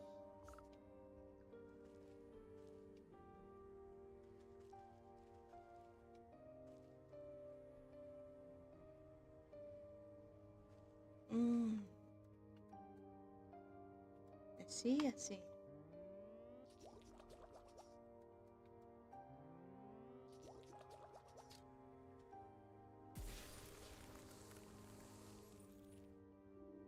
Sprinkle a generous amount of embalming salts collected from the graves of the leech's victims in the decanter. As the salt dissolves into the bloody cocktail, you hear the judge watching with the doctor's approach. What are you doing? Can't you see that this is my private office? I already helped you enough. There's no reason you ought to be here. He hastily shuffles you out of the room. Now get out. This place is only for the sick. You're certainly right about that. You just walk out of the sack before doubling back to hide behind the withered get-well bouquet. You pay the back fleet just goes around her office, checking every cabinet and lock up for tampering. She mutters something expletive about nosy old women. Satisfied, she sighs with relief. Raises pours the glass. The tainted decanter. That addition of black fever adds a certain nutty quality. Maybe a pillar with an infusion of peat moss palsy in the next batch. She takes a sip, waiting just a moment before throwing her head back and guzzling it all down. Lovely. Sharp flavor. Full body, too. Suddenly, the leech snaps to attention. Her limbs start out, writhing with uncontrollable gestures. She stabilizes herself against the table as sweat pools on her brow. The decanter shatters against the floor in an explosive glass. What's happening? The leech spasms as the tendrils of ghostly spirits begin to suck the moisture from her. You watch as she dwindles in size, shrinking like some horrible raisin.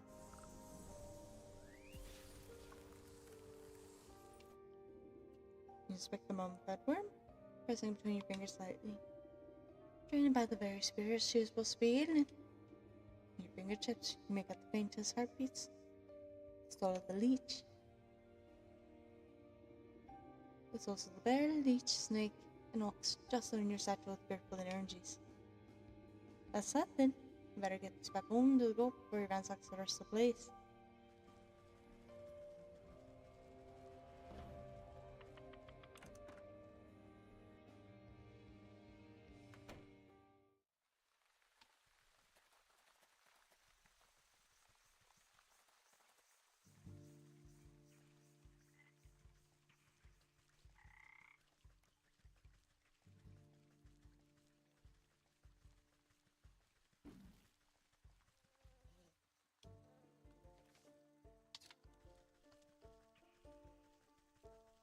Let's go home.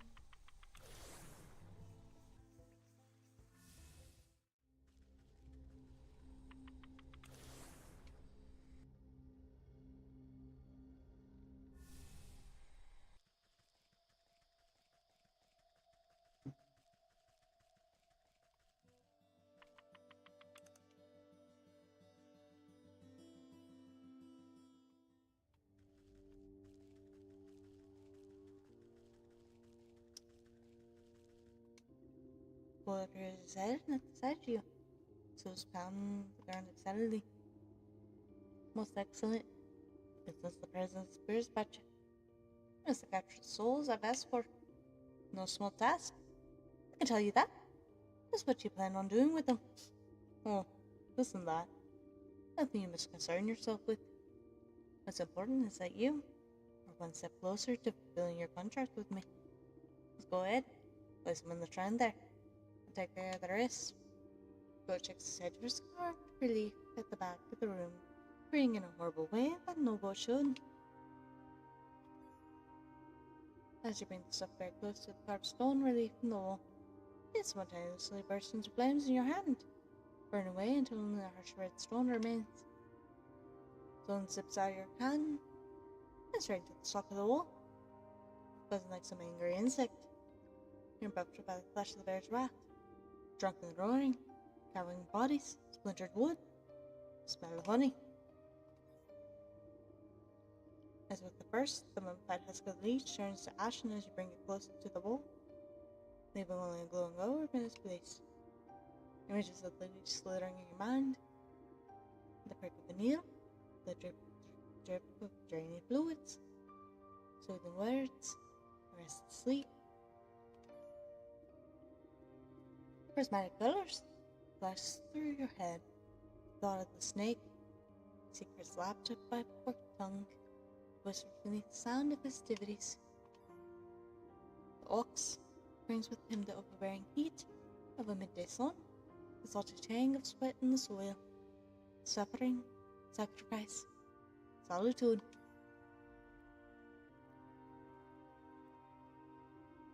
You step away from the shrine and it smolders stones. Your burden suddenly feel much lighter. Beside you, the sleeping maiden stirs in her slumber, but is not awake. Now then, you've only had a very long day. Once you get some rest, tomorrow we shall pick up bright and early. Yes, I am quite tired.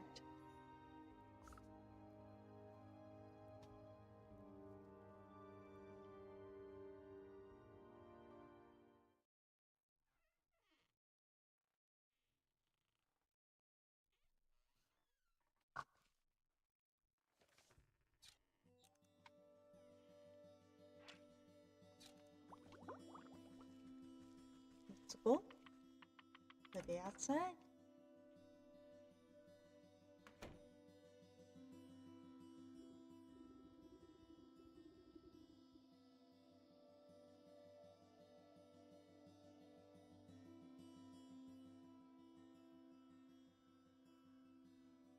Ah, good morning, my swamp lily.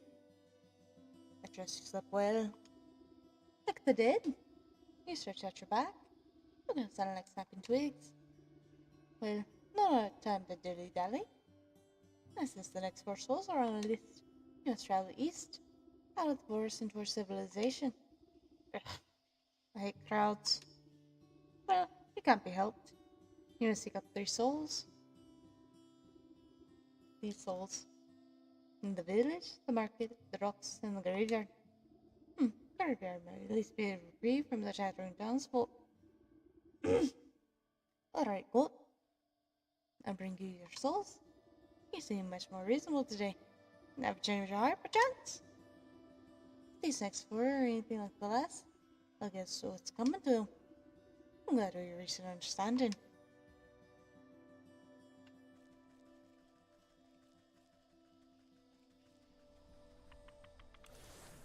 Oh, I got hurt.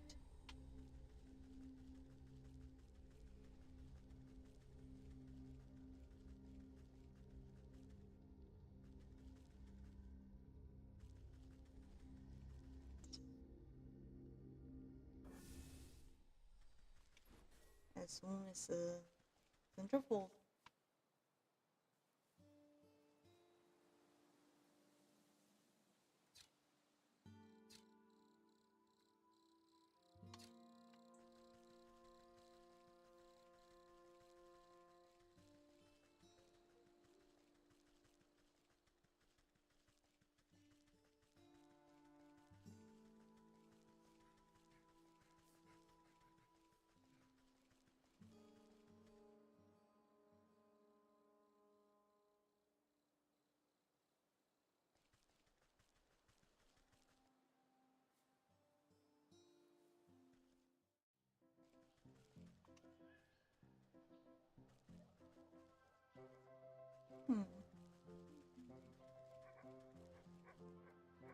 Well,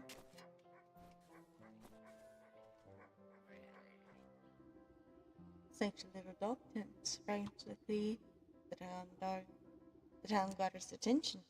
As I stand watching from the smoky ruin of a burned down shop. Please, you have to listen to me. My friend's missing. Guard stifles a yawn. No idea having to work. Oh yeah? What's your friend look like? The sleeves of the sheepdog's oversized sweater flew about comically. She's about 8 tall. Wears a green vest. Has black wool. She's one of them sheep, huh? I just got lost. You know, them times ain't too bright. She didn't get lost. She's gone missing. Her wool shop was burnt down on purpose. Can't you smell it in the air? Come down, sir. We're investigating the situation. But I'm sure this fire was a simple accident. But your friend just left the kettle on or something. Did you check with around in the town square? If anyone knows where the little sheep is, it's probably him. How can you say that? Everyone knows that the ram hates the black sheep. Got all these footprints. I bet his goons have something to do with this. Listen, you're starting to get on my nerves. Just leave this to the professionals, alright? Turns away from the dog and goes back to doing absolutely nothing. Professionals indeed. They couldn't find a fish in the frying pan. Better look into this main business myself.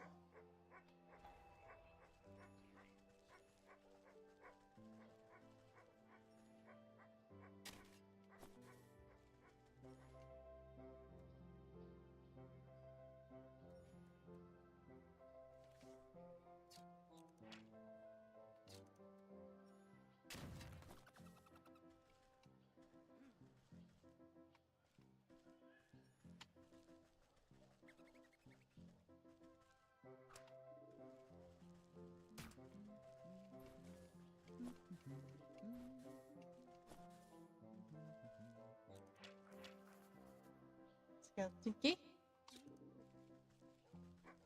Oh.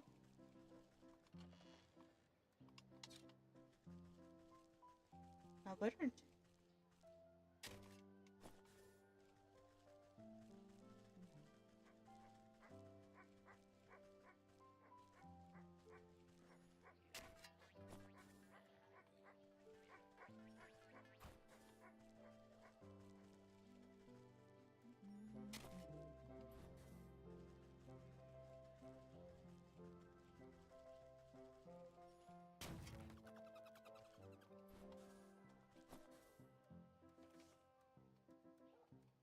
Am I missing?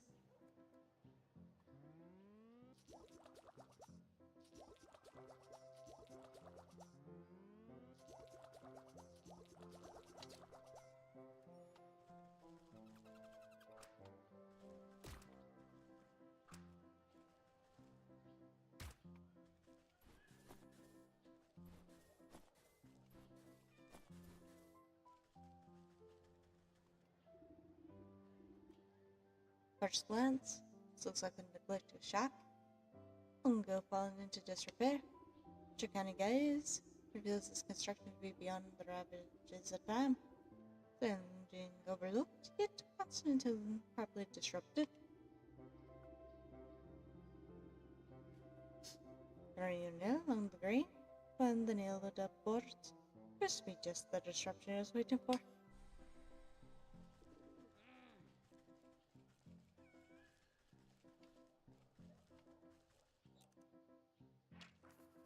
Pet treat.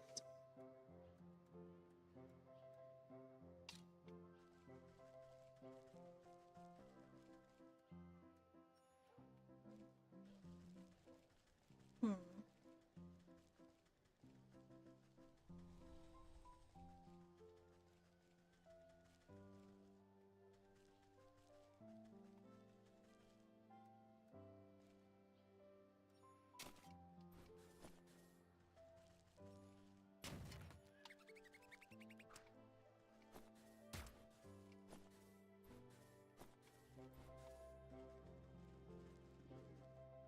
What's getting lower?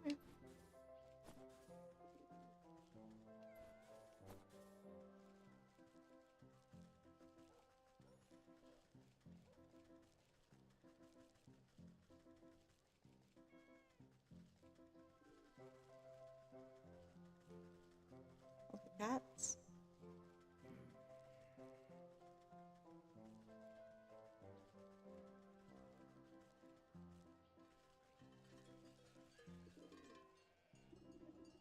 Listen closely, brothers and sisters.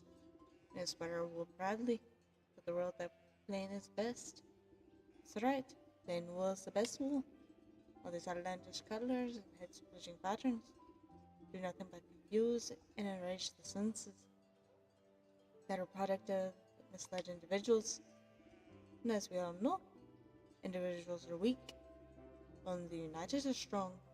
Together, we speak louder than a single voice. Wait, are all the colors bad then? What about grey? It's almost plain white. Grey is forbidden. Grey is a gateway to blue. And where there's blue, green isn't far behind. Then what's next? Yellow, purple, even red?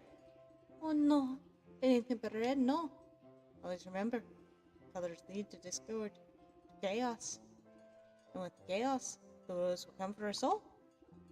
Not the wolves. Watch out, there's one right there. The near sheep nearly jumps out of his place when it notices you. I'm not the wolf, you half-wits. Maybe not, but you're different, and that's just as bad. Right, boss? That's right. What's an outsider want with us? We are to tempt my flock with your anarchic ideas? I'm not sure likely to have room in your head for such more ideas. But no, I'm merely looking for the black sheep. It seems your shop was burned down last night. Wouldn't happen to know anything about that, would you? Bah, that bothersome black sheep is thorn in my side. Never heed my warnings. Always goes against what's good and proper. But I assure you, I was doing my pluck on that.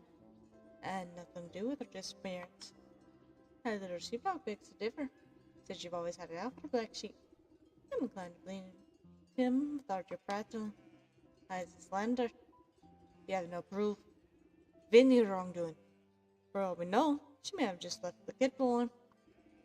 As the sheep stomps about, you notice the flakes of ash leaving black marks on the cobblestone of the village square. Proof, eh? Looks to me like some of your flock have some sooty feet. I wonder where their slippish trail will lead.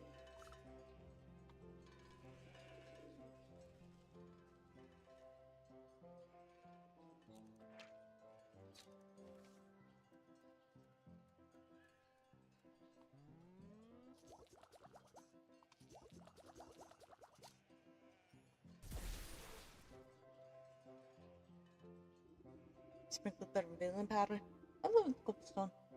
Reveal hidden footprints, still blackened by ash. It appears as though several individuals were dragging something away from the town and square last night.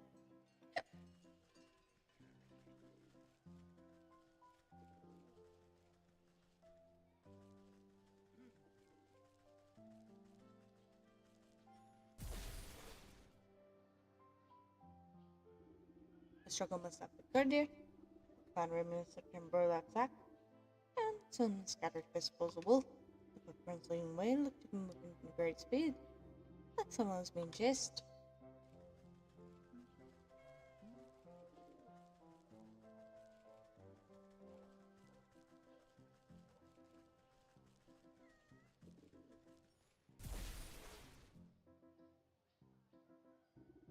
Better lone footprints stuck to the vegetable garden, and some more footprints searching the confused directions farther ahead. The black sheep must have been trying to hide from her pursuers. Maybe she managed to throw them off the trail.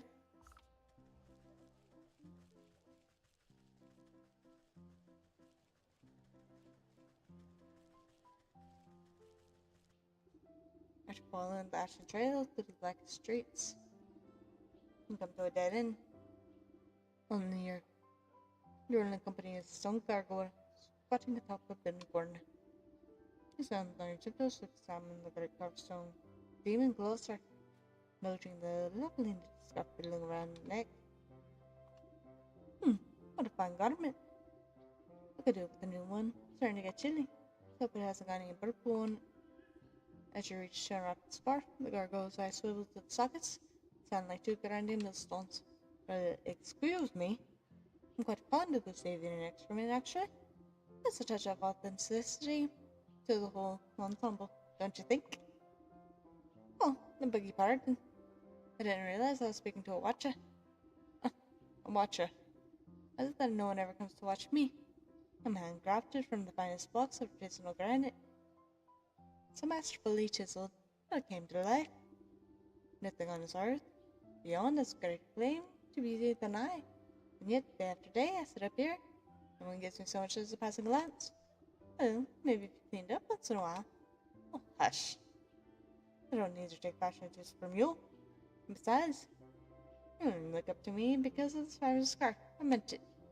I was merely following the trail of such footprints, but now that you mention it, that scarf has a fine knit to it. Didn't happen to get it from Black Sheep, did you? Why, better else would I have gotten in something so swanky in this dreary little town? That Black Sheep is the only other person around here that portrays good taste. Like that Gaster always ringing that gaudy bell of his and poo-pooing out everyone else's fun. This world's alive. Needs a good splash of color once in a while. You know where the Black Sheep is, then? Now hold on. How do you know you aren't another agent of banality like the Ram? Look at that skirt. It's all last century. You have to prove banality of the fashion scene before I say another word. Now, I've had my eyes on some new shoes for ages. Don't you just snag a pair from the village? No one will notice. Pah, those clogs aren't fit for a horse. No, got my heart set on elf shoes. Delicate, dainty, exquisite. Absolutely to die for. Just I could do with a nice hat to go with my fetching scarf. Maybe some needle and thread will do some alterations. Well, what are you waiting for? The fashion scene moves too quickly to stand around idle. Okay, I think I'm going to put that here. We will pick up next time.